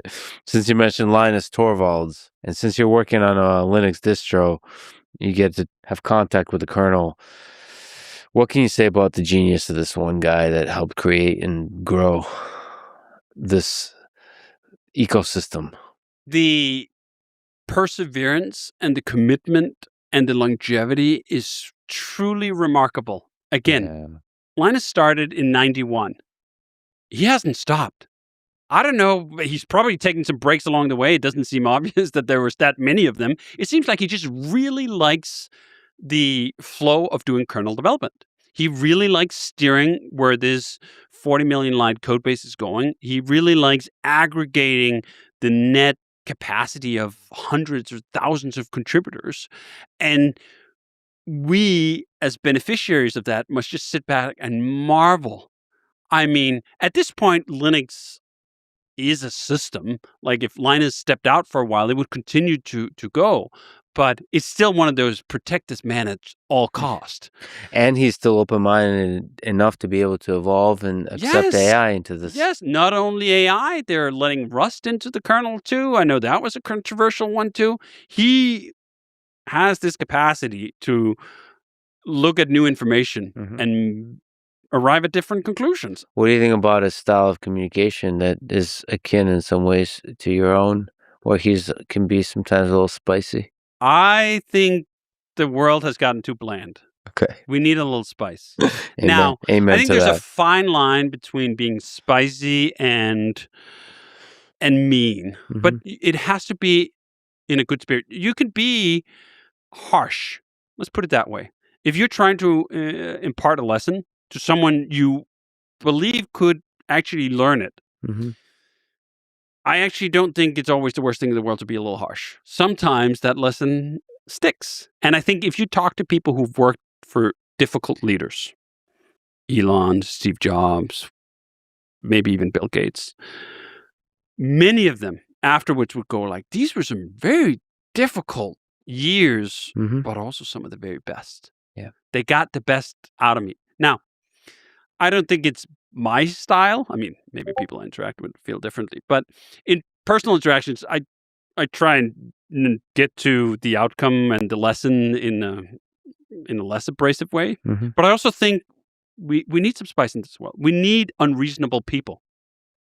And Linus has justification to be unreasonable. In many instances, the weight of the world is literally on that man's shoulders.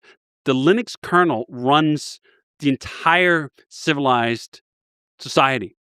If the Linux kernel suddenly disappeared tomorrow, nothing would work. So if he's not harsh when that's at stake or at risk, like whenever would you be harsh? So I feel sometimes also there's a proportionality to the size of your mission.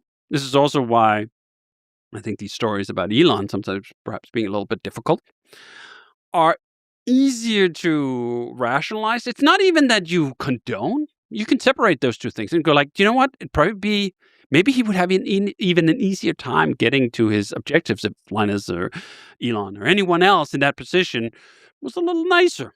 But also, who am I to judge that? Like when you have the weight of that on your shoulders, either firing little rockets at Mars and transitioning all of us to electric cars and whatever, or you're responsible for the damn Linux kernel that runs billions of devices. Do you know what? It is not my place to call sort of a code of conduct on you. Again, is there a line? There's a line for everything. There's something can't, but like a few harsh words on a mailing list? No. It's actually a beacon in some regards that like there are standards. And if you fall below those standards, when the stakes are as high as the Linux kernel, you might get ridiculed in public. That's a liability you should be willing to endure if you participate in this project. Yeah, for high impact things like that, it's probably good to prioritize the pursuit of excellence versus the pursuit of niceness. And even more to the fact, you're just not going to get those kinds of individuals being fully rounded, plush, always perfectly polite people. Yep. I mean, Elon has this line. Did you also think I was going to be a nice, or what is it? A normal dude. Normal, chill dude. What? No, of course you're not going to be a normal, chill dude. What would the world gain if we got one more normal, chill dude and we had to trade Elon? Holy fuck. I also like diversity of people. I like nice people. I like assholes. I like different ideologies being well represented, and that's why freedom of speech works. They clash, and we figure stuff out. Yes. There's another guy. What do you think about PewDiePie using Linux? He's an arch person, no? He's an arch person. He's got the most gorgeous arc. So the world's biggest streamer for a while. I remember my kids watching some of his Minecraft videos. And then he just gets fed up with that, does the wholesome thing, marries... Yeah, family man now. A family man kid, moves to Japan, and then gets so hardcore into first Linux, then Arch, then ricing. Did you see his rice that was Chernobyl rice? Yep. absolutely S tier, incredible stuff. And then he also becomes a goddamn AI man of the moment, building all of these systems, and you just go like, that. What an inspiring story of evolution! Like you can go from being funny guy on Minecraft streams to, okay, this is my life now. I'm building AI clusters and doing the council of AIs. And we all get to spectate. I mean, what a treasure. So I guess, he's a pretty good embodiment of what the future of software, what the future of building looks like, right? Because he's a non-programmer, technically. Yes. Becoming a programmer. Hugely inspiring. And should be hugely inspiring to others who sit in that moment like, well, I don't know quite how to program. I don't know this and that. And like, okay, but if PewDiePie can build the council of AIs with his bespoke hardware here, then maybe you can also start on things. And I think this is actually an important general point, that we need role models. We need people to inspire others, to push further, and reveal that the perceived boundaries, they're not as fixed as you think they are. And every one of those people, they started out in a situation not too dissimilar from yours. Again, that doesn't mean everyone is going to be PewDiePie or Elon or Linus. There is not an equal distribution of talent or even intelligence. Mm-hmm. And we can come to terms with that and still be inspired by these people. Like in the physical realm, I feel like we don't have any problems with that usually. Like, oh, someone's really good at football. They're really good at basketball. They're really good at something. And we go like, oh my, that's amazing. I mean, I wish I was, but I'm never going to be. Sometimes I feel like we struggle a little more when it comes to the intellectual realm. Well, for a lot of people, you're an inspiration. The way you're doing with Omachi's, it just shows that you can dream big and really build. It's great. I do like that part of it. And then I accept the part that there's also a million people who think I'm the biggest idiot on the earth and I don't actually know anything. And Omachi is just a bunch of dot files. And you have some critics on the Omachi side? Oh, my God. Yes. Oh, wow. And a lot of it, I mean, is as often happens when someone comes in from the outside. I mean, I've been using Linux for 2.5 years. That's not very long. Mm-hmm. Plenty of people in that community who's literally been running Linux since it was hard and difficult, and you had to walk uphill both direction against the wind in the snow barefoot. Yeah. And I think there is a certain kind of nerd who's threatened when the community expands and it suddenly allows more in. And do you know what? I can't begrudge that fully. I think it's fair for certain nerds to feel like that's my space. Like now you're changing it into another space. I don't want to do that. I don't want to change the art space at all. I don't really think of Omachi as being directly part of the same community, because the people who were attracted to Arch in the first place were the ones who were attracted to building everything by hand themselves, doing it the hard way because they like to do it hard. And I'm building the polar opposite of that. So I just wish that those people could go like, okay, well, this is not for me. I want to build it the hard way. I want to put in 500 hours to writing my own Arch distribution. And I think you should. I mean, actually, I did it. This is what Omachi is. Me pouring in literally, at this point, I don't know, 3,000 hours into this distro. You should do that if you're so inclined. I think it's wonderful. But also do realize that we can share the same technical underpinnings and then operate two very separate communities with very different aims, goals, aesthetics, morals even, and coexist, and it can be beautiful. And I mean, that's not always what I get. Sometimes I get the other thing, but at this point I've been in the game long enough to not just be at peace with it, but actually be welcoming of it. Yeah. I take it as part of a barometer that things are working. When I'm working on something that works, I usually get some people who like it, and then I get this balance of the universe that we talked about last time, where an equal but opposing force must be present on the other side of the scale to hate upon it. And therefore, I, at this point, just smile a little. Like, it's okay. I mean, that said, it's quite a popular distribution, Omachi, at this point. And you know what's interesting about that is, like, this is the second attempt. So my first attempt was Omakut. And I was really happy with that. And I put it out there. And it found a community of maybe a few thousand. And that was that. And then it's just sort of petered out because the level of ambition couldn't attract more. And then the second time, because I didn't fucking stop, right? Like, I just kept going. I just kept building. Then I put out Amachi, the first version, again, quite niche because it was a Git checkout. It was a little bit difficult. You had to set up Arch first. I would talk you through how to set up Arch, and then you could do the Amachi thing, right? And then we got an ISO that meant you could just install the whole thing by yourself. And then we just fixed all the problems. This is the other thing. If you keep going, eventually the thing will just work. This was the charge against Linux itself for the longest time. Well, you install Linux and then this doesn't work and my speakers don't work and my trackpad doesn't work. Yeah, okay, but just leave Linus at it for like 30 years. He'll get to it. He'll get to all of it. And at this point, I find hilarious that I would probably argue, the majority of computers, it's wiped. You install Linux, all of it works. You install Windows, good luck hunting down the drivers you need to get that piece of hardware working. Because they have very different philosophies. The reason Linux is 40 million lines of code is Linus just puts all the drivers in the kernel. So it has everything out of the box. And Windows doesn't. A different approach to it, right? So sometimes the things that look like a toy, things that look broken at first glance, they are, right? They're for people who like having fun. We call those early adopters. They play with the toys, and then the toys evolve. And then they get better, and then they get better. And at some point, they're so damn good that early adopters feel like they're invited to the party. And if the early adopters keep chipping away at it too, eventually you get to the late majority. And then you win.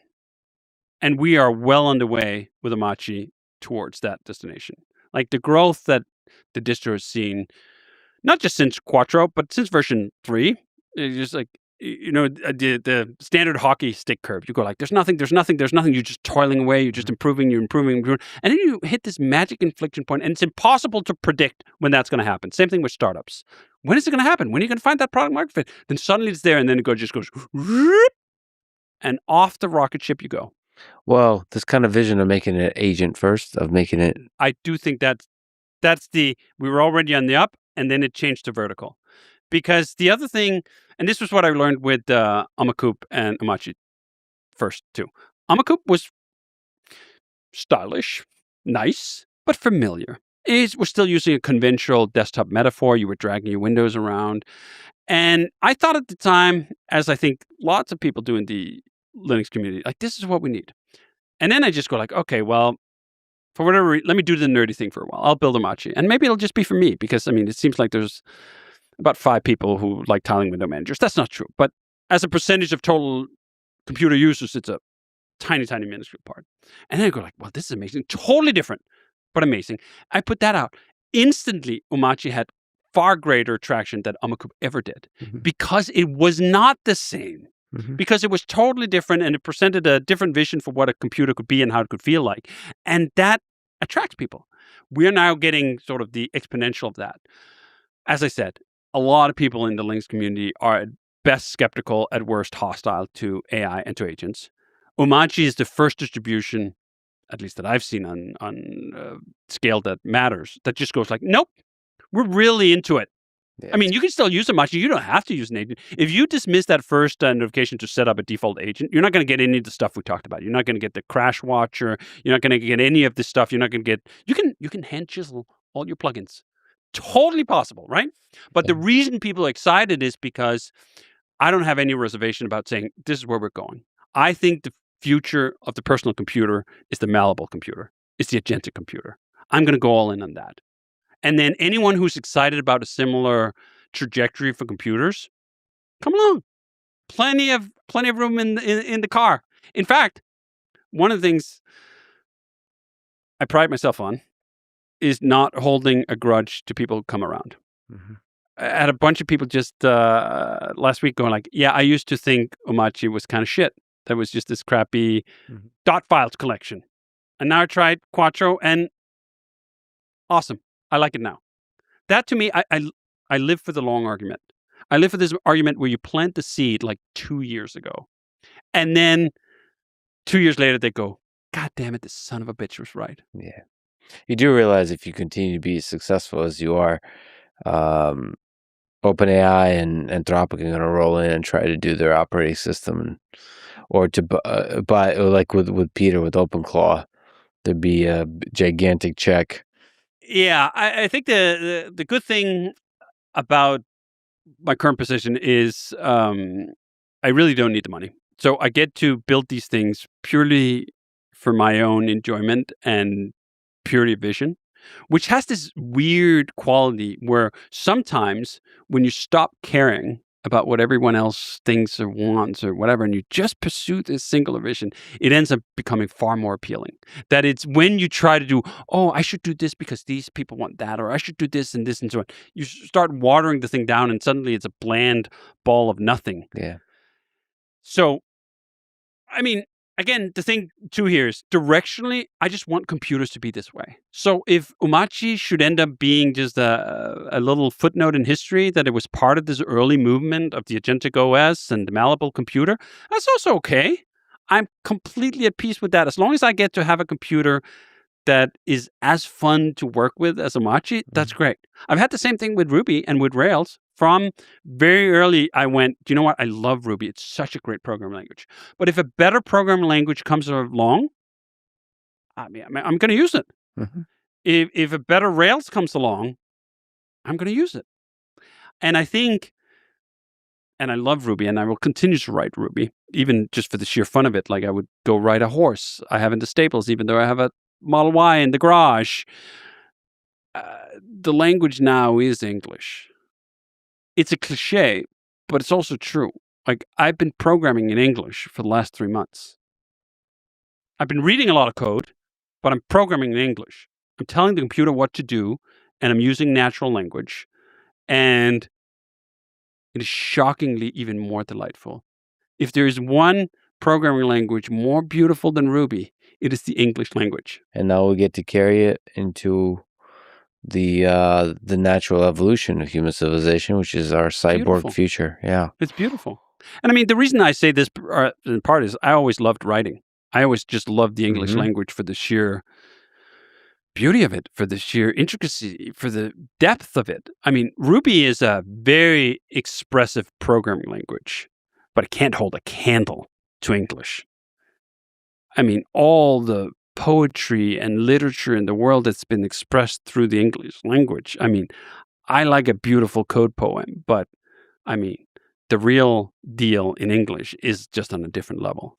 And I actually find this is a nuanced point to express, and I'll probably fail expressing it. But when you prompt a system and you're over specific, it will listen to you too carefully and follow the instructions. But nevertheless, you have to express a concept. And guess what? The human language, this is what poetry is about. I find strategic use of ambiguity. Like if you write a love poem saying, I love you, like very cliche thing, is not as powerful as something more in metaphor and so on. Yes. And I find some version of that when I'm prompting a system, when I'm describing a design, is actually really effective, because you still want to convey some sense of style that you're trying to encourage the system to use, but not over explain. Yes. So don't talk to it like a robot. Talk to it like you would write a poem. Like you were serenading. Yeah. And that's where like the power of natural language is, that you can, through ambiguity, still carry a lot of meaning without over specifying, and the intelligent entity on the other side through interpretation can like load it all in, integrate it in a way that you can actually convey the high bandwidth information that's not directly in the words, but in the words given the deeper intelligence of the system.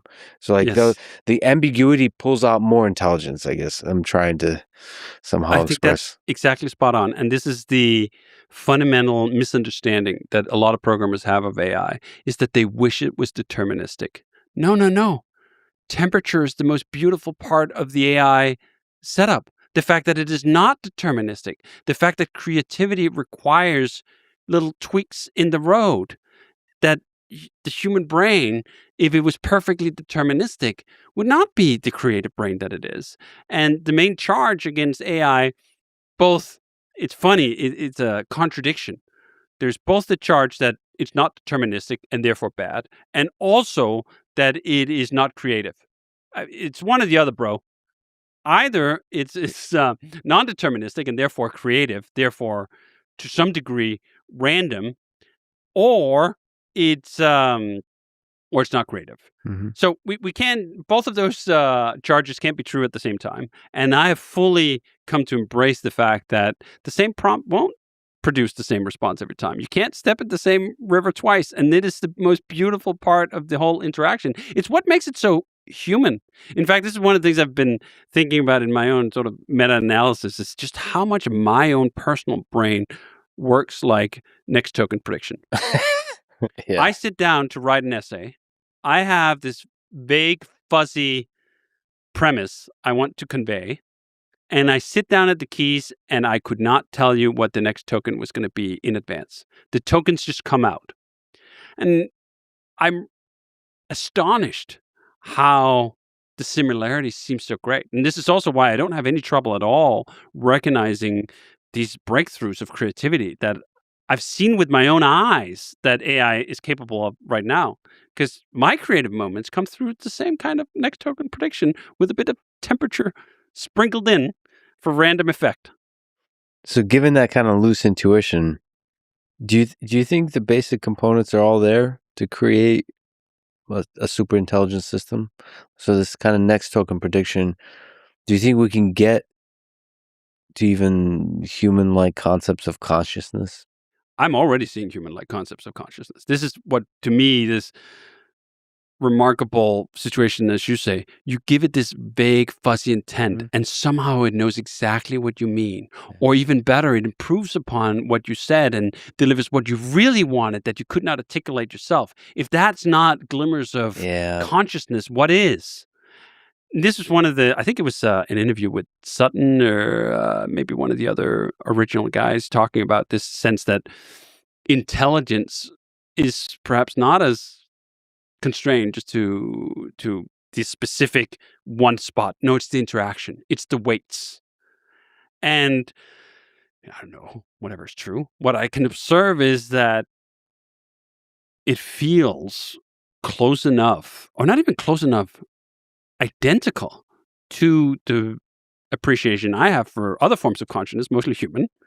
And this is one of the reasons it's so delightful to work with. Now, that's not the same to say as are LLMs the end station for AI. I mean, I know there are people talking about world models and other forms of AI, and I'm not an expert in any of that. And I think we should have this productive criticism, as should always be present in science, that for the longest time, neural nets were kind of on the outs, right? Like they were interested in the symbolic route, and neural nets walked a couple of decades into darkness without any funding and without any attention. And then suddenly we realized that we had the blind alley and we switched over. So we should also have the humility, as amazing as the LLMs are now, it could be that they eventually plateau.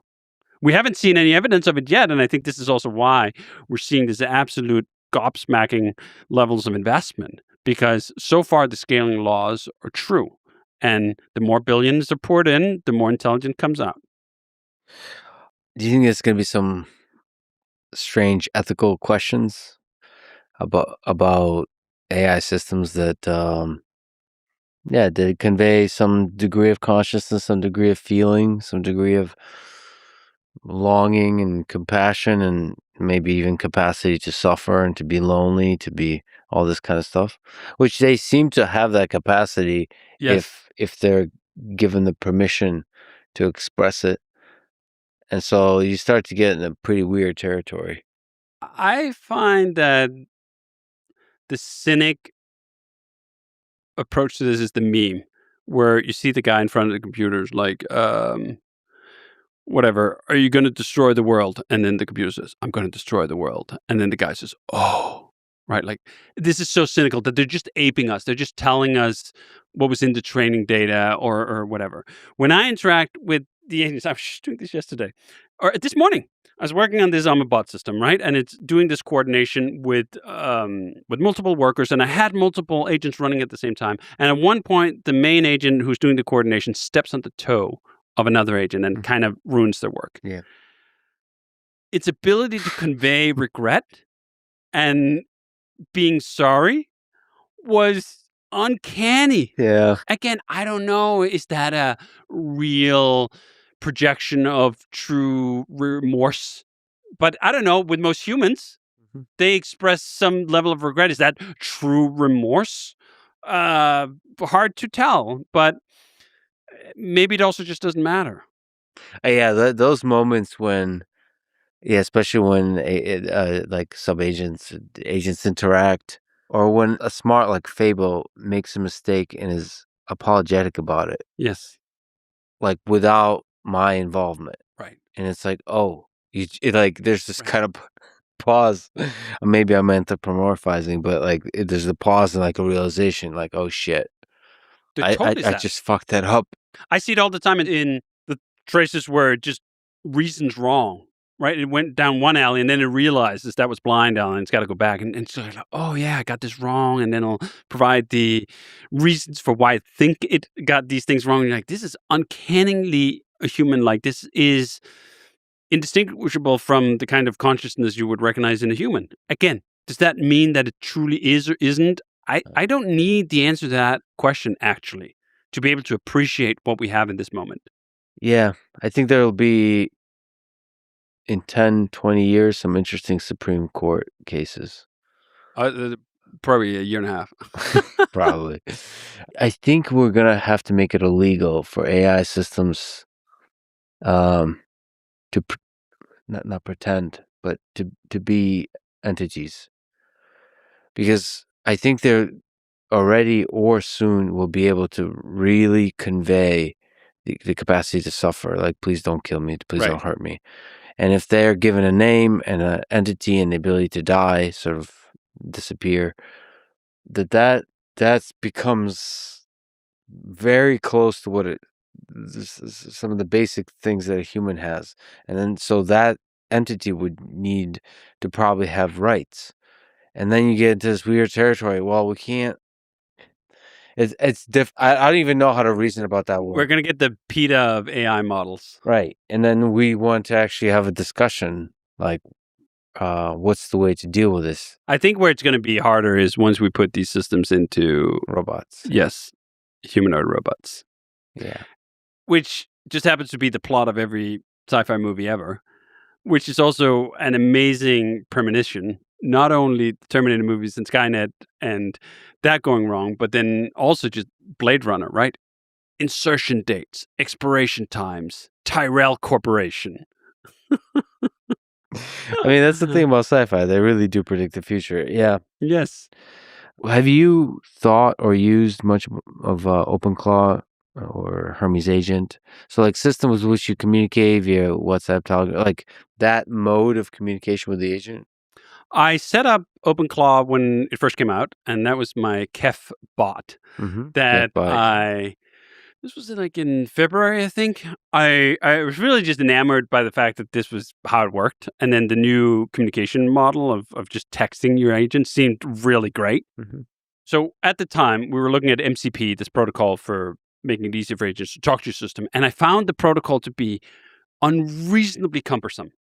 Just not very elegantly designed, because in part it wasn't designed for what we were trying to make it do. I was trying to make it talk to a web system, and it was designed for stateful interactions of other kinds on local machines, and therefore it required all sorts of cumbersome setup and dance, and I was just like, I don't want to write this by hand.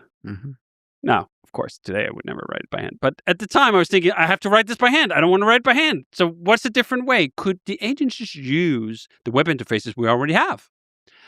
And I set it off on a trial to have it sign up for Fizzy, which was the product we just released at the time. And it goes to the Fizzy site. And guys, unfortunately, I only have 30 minutes left. Signing up for this service requires an email. 30 minutes left to stream. Oh, man, then I got to set up an email. But I like to celebrate and thank y'all for chiming in I gotta say, the chat's open, guys. Chat's open if you want to talk. I don't know what we're gonna do though. To be honest, I don't know what we're gonna do. Oh, I do need to finish this GeoGuessr though. This GeoGuessr I need to finish. And then the, what do you call it? The Discord. Wait. Where is it? Where is it? Twitch overlay. Here it is. Okay, there it is. Okay. Oh man, why do I have two? Uh-oh. Why do I have two? That's weird. As soon as I said Twitch overlay, the thing appeared. That's so weird. Discord voice? Oh, there's two of them. Oh man, okay. Let's move on from this one. I forgot about this one. Alright. Right, can we... There's no way I could get 1,500 points on this one, guys. Let's just finish this one up. Finish this one up. Where am I? Where am I? Alright. Let's look at... There's mountains. There's a big, massive sun over here. This gotta be the Middle East. It's gotta be the Middle East somewhere. This is a nice looking house. Nice looking house. Sign? Yeah, that looks Middle Eastern. Okay, Middle Eastern. I could just move right one. Zoom in, enhance. Okay, it's somewhere in the Middle East, guys. But where? This place is huge. Alright, let's look it up. The sun rises in the east and sets in the west. This is west. This is east. Rises in the east. Rises in the east. Sets in the west. So technically the sun's over here. Right? And then it's beaming down this way. So the sun is right here. There are mountains and good looking roads. Right. The richest place is Qatar or Riyadh. And then the roads are nice and clean. So I'm thinking rises in the east. The sun is here. Sets in the west. It's sunrise. Has to be guessing. Doesn't look like there's water anywhere. There's just a bunch of mountains.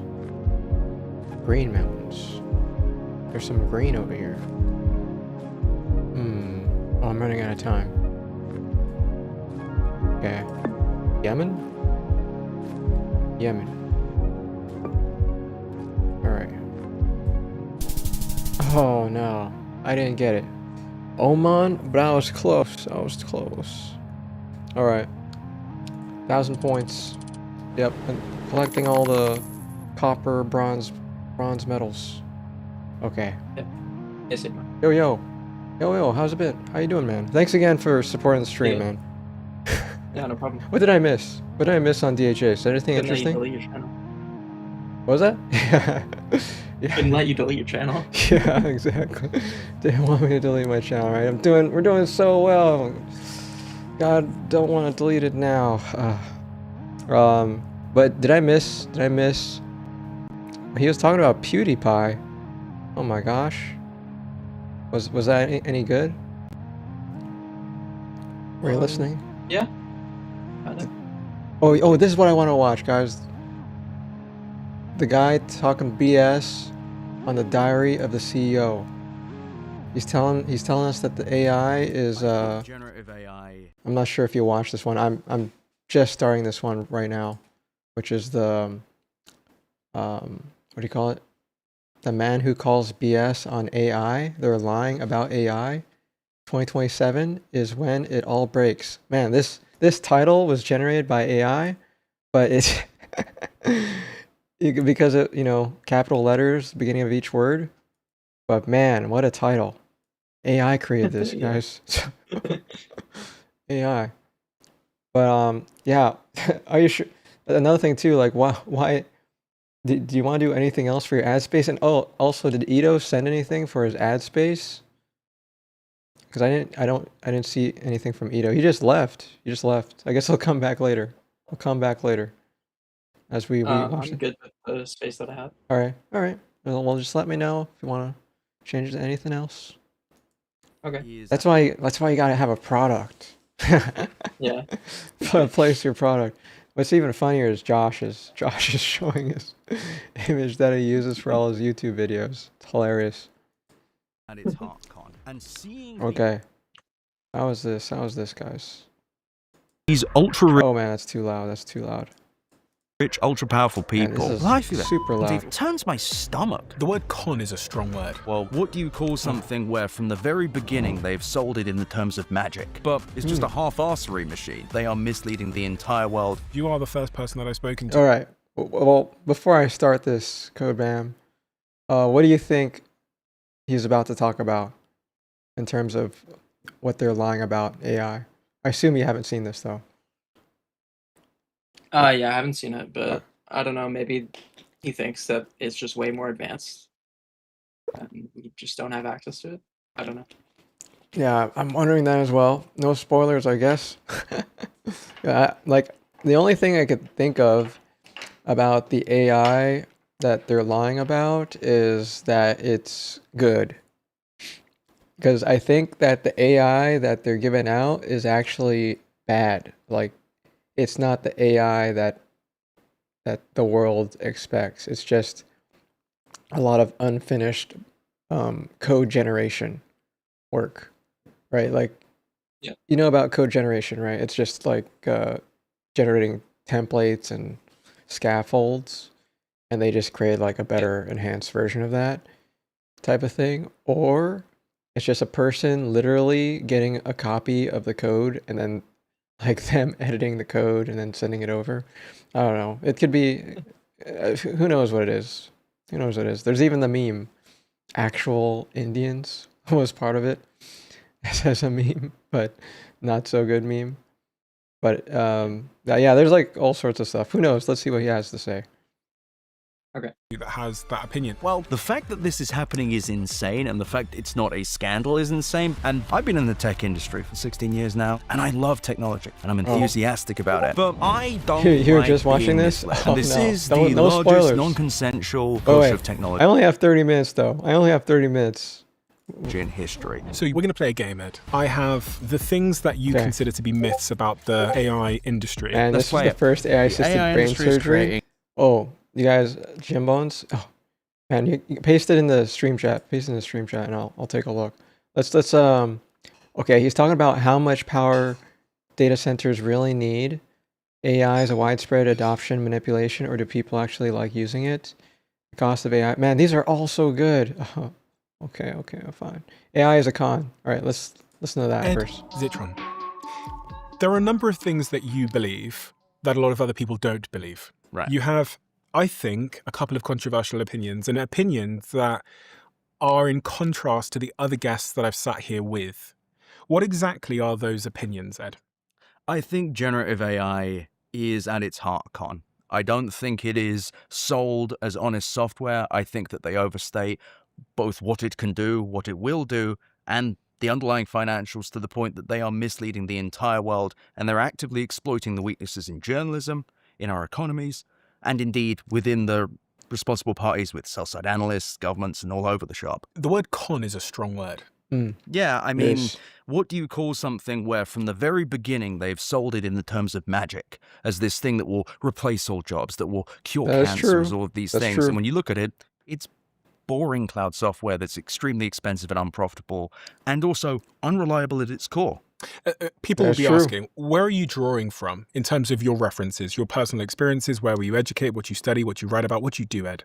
So that's the funny thing. He was like, he was prompting away, create Call of Duty 4, 1-to-1. And then it popped out a Roblox version of Call of Duty. And he says, okay, this is a scam. This is a scam, guys. This is a scam.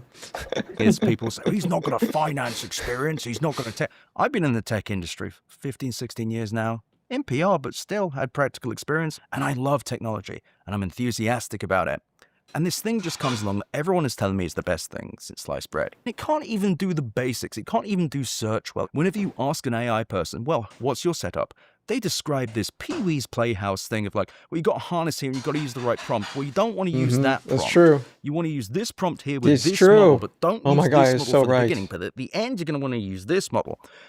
And this is meant to be artificial intelligence. It's meant to be smart. It's meant to be autonomous. Yeah, the most annoying thing, and I think a lot of people agree with me, is that they when Opus came out, they're like, don't use Opus for everything. Use the weaker models to do the other menial work. I mean, like, come on, man.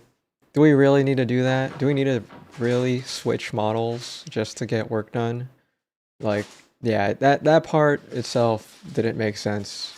If they wanted people to do that, they should have made like an auto router model. Yeah. That routed Exactly. Like properly. and if they obviously saw that it was a problem really, really early, right? They're looking at their bill, they're looking at how much it costs, looking at the electricity cost. They should have baked that in like from the get-go. Like, and then like the harness isn't able to do that, like from when like you have to tell it to do it.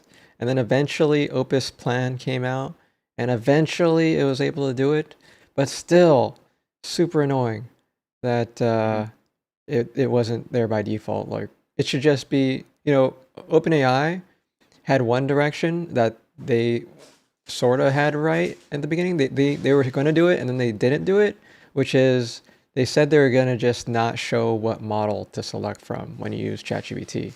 There was a time when they said that and I was like, oh, that sort of makes sense. You don't want to keep switching models, right? Right? And then everybody got all mad. All the technical people were like, no, we want to use like specific models. We don't, use up all the tokens right away. How do we know if you're being honest with the tokens used and stuff? And then they're like, okay, I guess we'll take that feature away then. We'll just depreciate models then.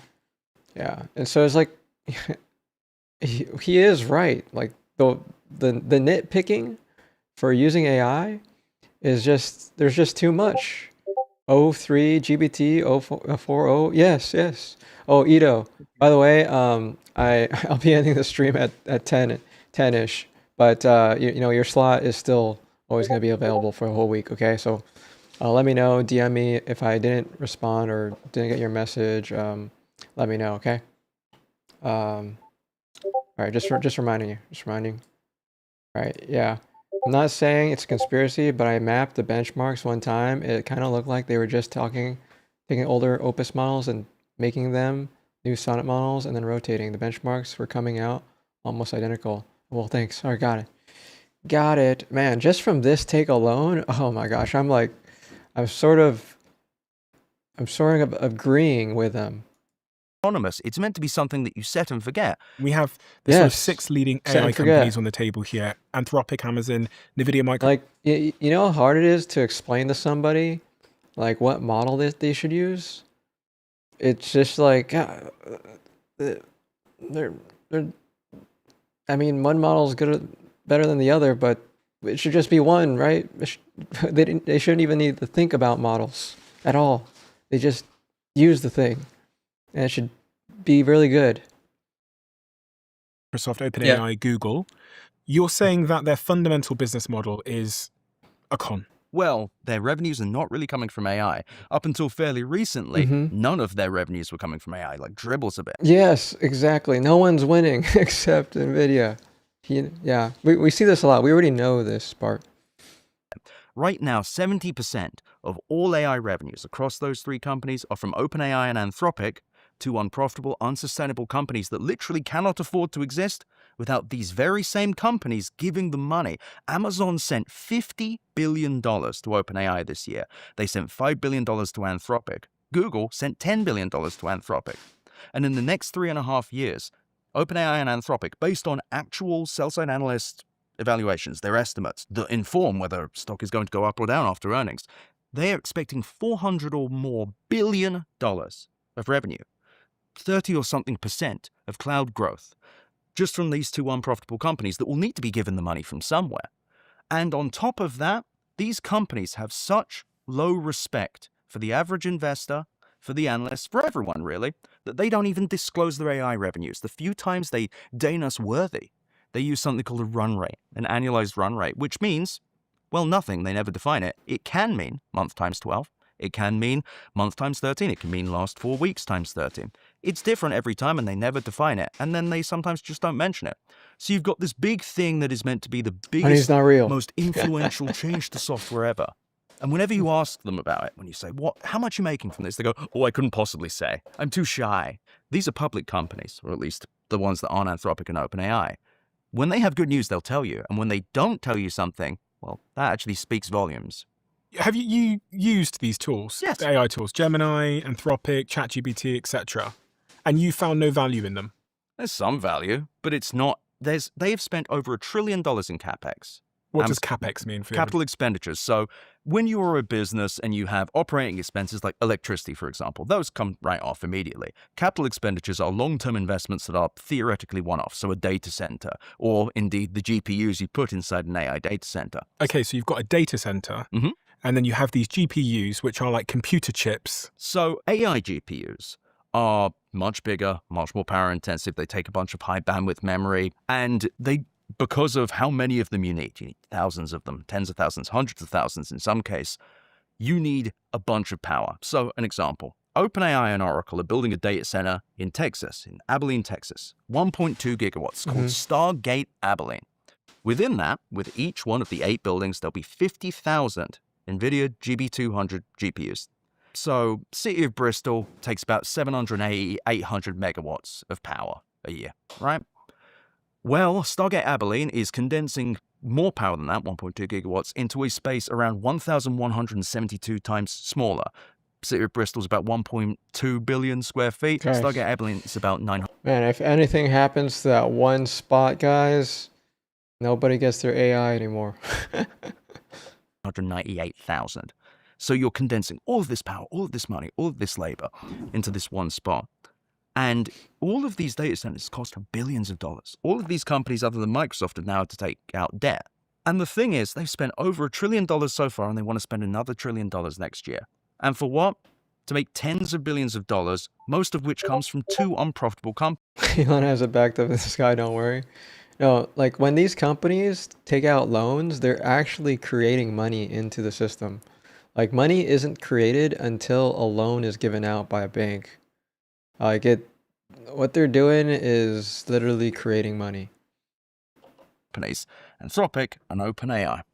One of the rebuttals to that would be that the customer adoption of people using OpenAI and Anthropic has been absolutely insane. These are the fastest growing products in all of history, especially as it relates to sort of technology. If we just focus in on technology, they are, hundreds and hundreds of millions of people. Billions of people are using these tools every single day. Circular finance. For things that they have subjectively decided are problems they need solving. So, money is a lagging indicator of value. So one would argue that they're just investing ahead of the monetization options. Let's start with this adoption. Is it honest adoption when you are forced to use generative AI when you load Google? When you load Google Docs, Gemini screams in your ear. When you load Word, Copilot's bugging you. When you use Amazon, whatever ruthless AI is, has opinions on what socks you're buying. This is the largest non-consensual push of technology in history. ChatGPT, for example. Every single media outlet has been screaming about this for 3 years. They've been saying this will take your job. You must use this. If you don't use this, you're going to be falling behind. Yep. So people are using it because they've been told to use it constantly, and they're using it like search predominantly. And that's partly because Google fell behind search, and also because it's better at ingesting queries. It's sometimes. so expensive, guys. If you use a generative search, it's like a troll. Like imagine just using $1 every time something happens. Like responding to an email, it costs $1. Let's say that happens every single time. But you want to send good emails, so it has to cost $1. So every time somebody sends you an email, a flood of emails, you're just constantly just spending dollars. But are you getting anything in return? Probably not. But technically you're spending it all the time with electricity. So like if we try to like 1-to-1 match AI tokens to electricity, I think we'll be okay. You pay like a certain amount of price for a certain period. There might be some surge pricing like Uber happening, but yeah, it's just going to be a utility.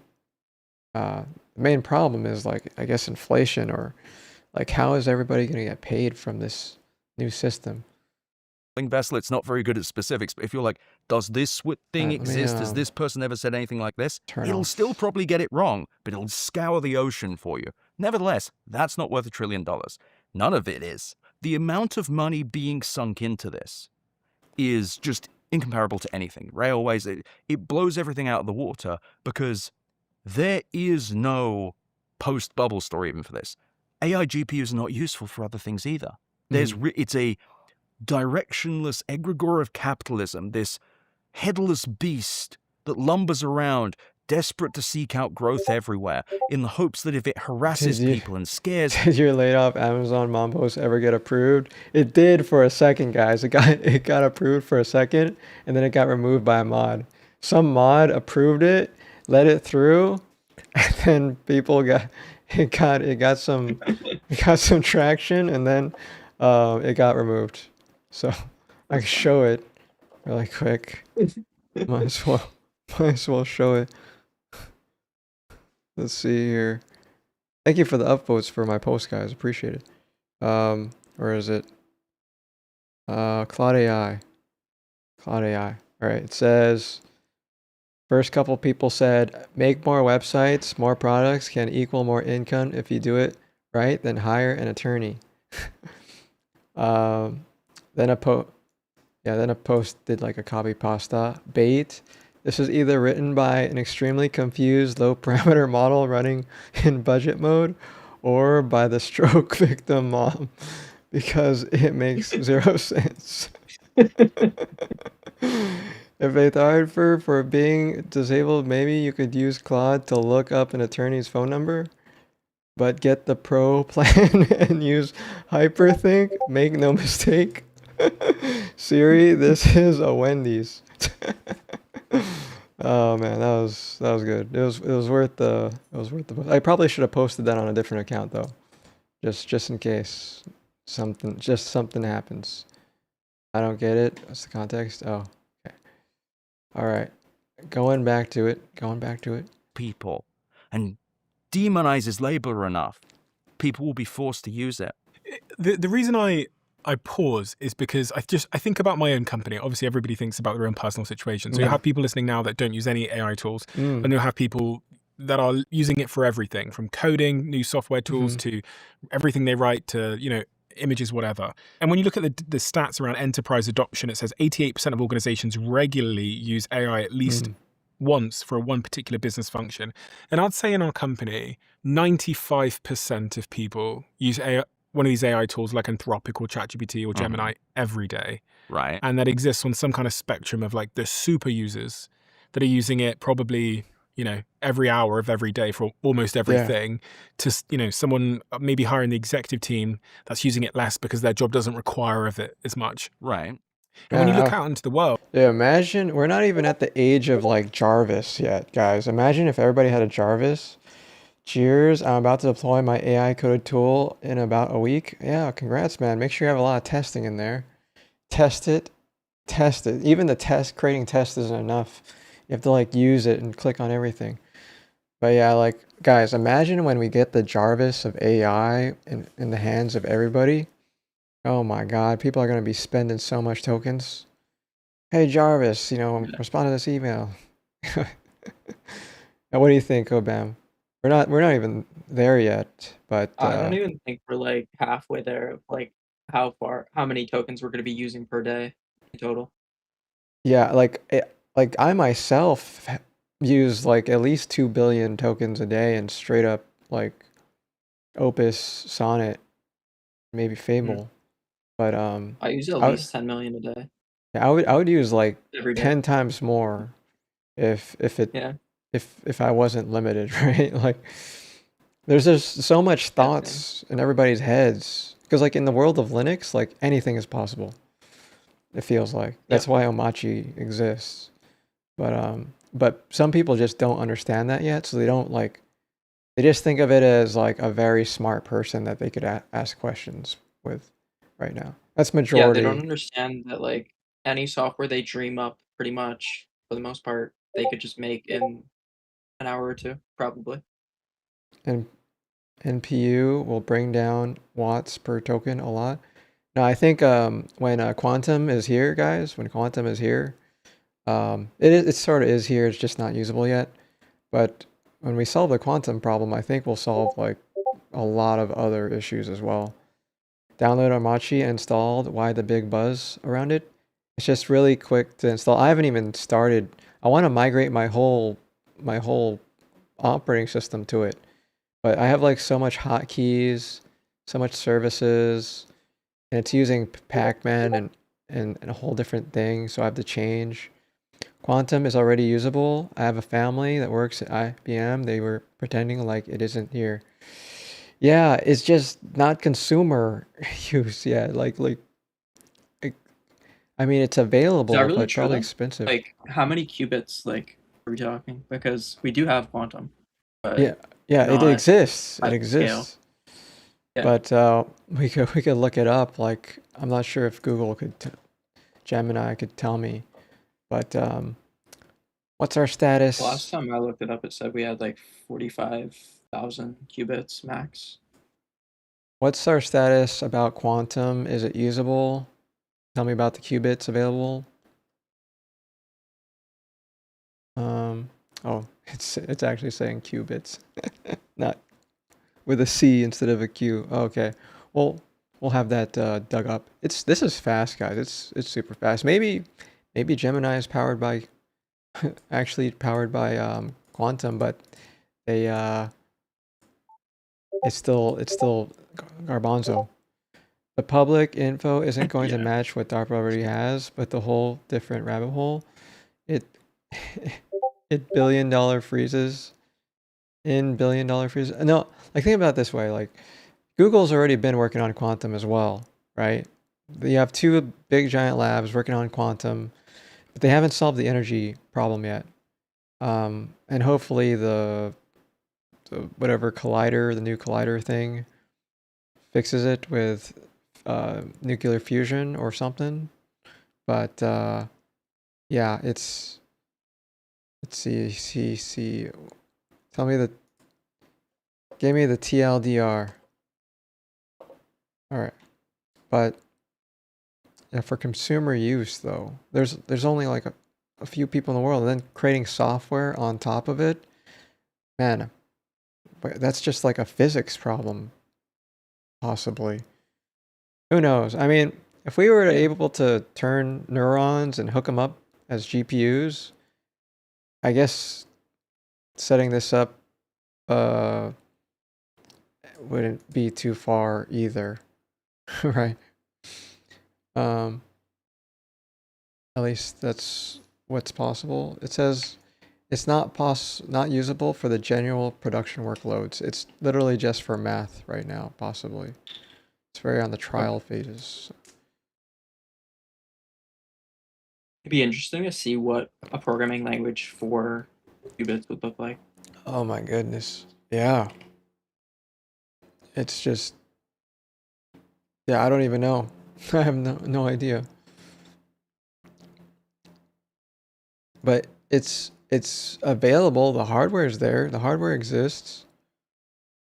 And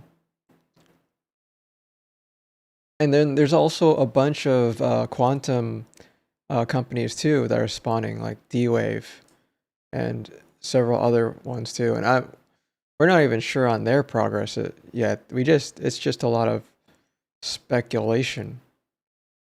But we're at like 105.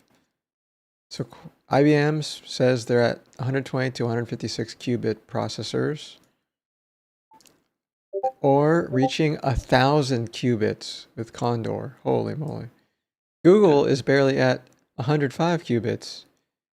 Type in quantum DARPA. All right. What's the status on quantum DARPA in 2026?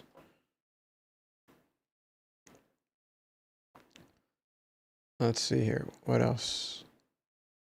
See, I don't even like these are numbers to me. I don't even know what they mean. Do you? All I know is that once we reach 15K, they'll be able to reverse engineer RSA. Oh, then we're not too far off then. Well, not really. So we need 15 of these Condor Pretty much, yeah. things. Okay. I see. So what you're saying is we're gonna need more data centers. or whatever it is that made that quantum computer. Yeah. I mean, a quantum computer practically is a data center, I assume. All right, what does it say? Too much words, guys, too much words. Give me the TLDR and explain it like I'm 5 version. All right, let's see what it says. It says what it do. What it do? Okay. Oh man, I want to listen to the whole thing, but well, I'll know I'll have to go when I get called on. Is it usable? Not everyday apps or general computing, but yes. Specialized scientific research and enterprise pilots via cloud platforms. And then current status, the industry is moving from the NISQ era into early fault tolerance, focusing from raw physical qubit counts to error corrected logical qubits. That's cool. Physical is between 100 and 1200 physical qubits. All right. D-Wave. Okay. Explain it like I'm 5. Okay, this is a long explain it like I'm 5 version. Anyway, they're still working on it. But yeah, well, let's see what else he has to say. What else do they have to say? At how the world is changing from a content perspective, if we're looking at generative AI, it is obvious that these tools are being widely adopted. Basically, all the special future stuff we are waiting for already exists, but the post-quantum solutions aren't holding up. So you have to pretend like we're further behind. But enough of that. God. The symptom is the AI slop you see all over the internet. Right. So I don't know, this idea that it's not being used, I struggle with. It's being used. Here's the thing with the slop. Before we had AI slop, we had SEO slop, because Google incentivized doing the lowest common denominator that would rank well in search. There's a whole story about how they pulled back spam guards, thanks to Prabhakar Raghavan, which we can get into, where they made the internet worse by allowing worse content to rank higher. It's why we had, when you used to Google, best washing machine, there's 11 different horrible blogs that read like AI somebody got a to make concussion. money. They are built to rank rather than be read by humans or built to be made good. So AI helps it worked, guys. It worked. Scale. Yeah, you can make Sort a of. bunch of generic slop. We've had slop for years. We've just found a slop machine. But then also there's the problem of cost. So when you use AI services, you burn tokens, and it's per million tokens. So What's a token? So it's around 3/4 of a word. So it's characters. So the AI companies have a currency in which they charge you, like a taxi in New York has a meter. Yeah. And they call it tokens. Yeah. Yeah. And every word, let's just say for ease, it's a word. You're paying per word. About a word, yeah. And it's per million tokens. So you'll be charged per million input tokens, the stuff you feed into it, like a document or a code base. And the output tokens are both the stuff it spits out at the end, but also when it thinks. So, okay, you've asked me to give you the best restaurants. Guys, well, how do we reduce the thinking, guys? We just need it to just pump out code. We don't need it to think. In this area of New York, I should find the best restaurants in New York. All of that's output tokens as well. Isn't that the effort? However, when you're I'm pretty sure that's what the effort is. Yeah, that's the effort. But like we wanted to, but if we don't give it, max effort or extra high effort, it doesn't solve the problem. It doesn't solve the problem. Yeah. Or produces low quality output. Yeah, that's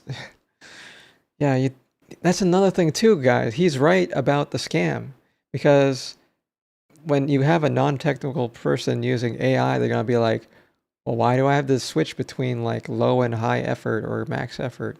Makes no sense. I should just talk to the AI and it figures it out, right? Yeah. Unfortunately, it's really hard for the non-technical. In a way, that's what max effort is, though, because it'll only think as long as it wants to. Ah, I see. I thought it would overthink too, until Well, it solves the problem. But it's not like it has to hit a certain quota. Yeah. It's like setting the limit for how long it can think. I see. And then you could adjust that too. That's another another parameter hidden. There's an argument. For a monthly service. You don't see any of that. Put all that crap to the side.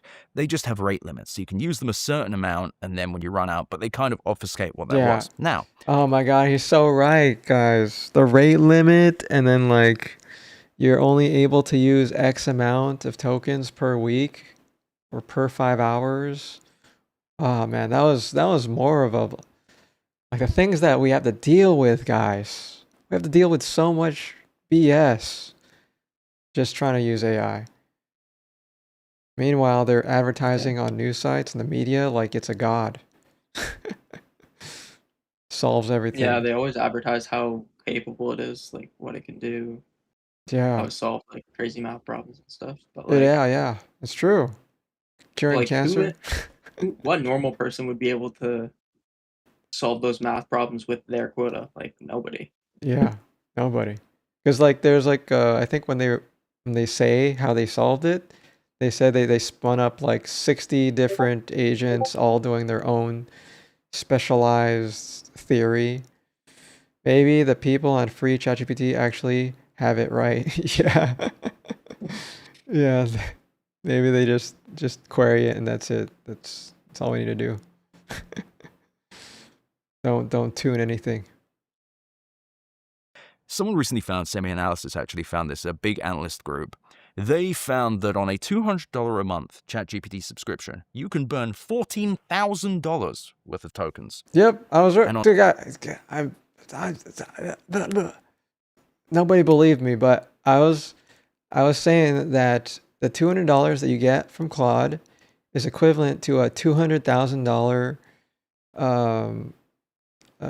software engineer employee full time, but at the same time it's equivalent to like 4 to 5 senior to staff software engineers on a $200 subscription. Like that's my perspective, like because no amount of like I just estimated it's between 4 and 5 people.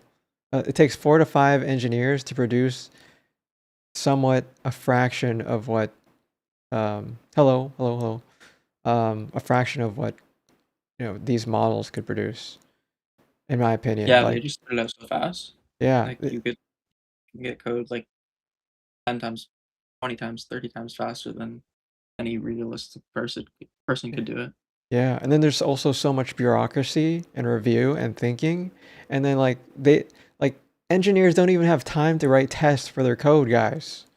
You literally need to hire a whole team just to do QA and testing.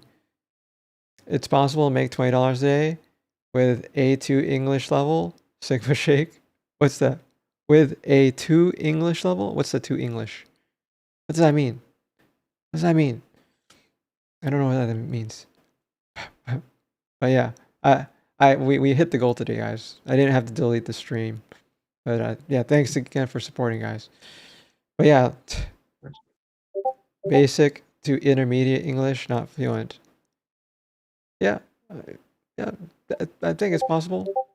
English is rust. Sorry, no worries, man. No worries. No, we have a lot of people from all over the world chiming in. No worries, man. Don't worry about it. It is possible. Okay, where were we at? I lost my train of thought. I guess we'll continue. On Anthropics, you can burn $8,000 for. Oh, we're talking about the equivalent. We like Rust, all good. Yeah, we're talking about the equivalent in terms of value.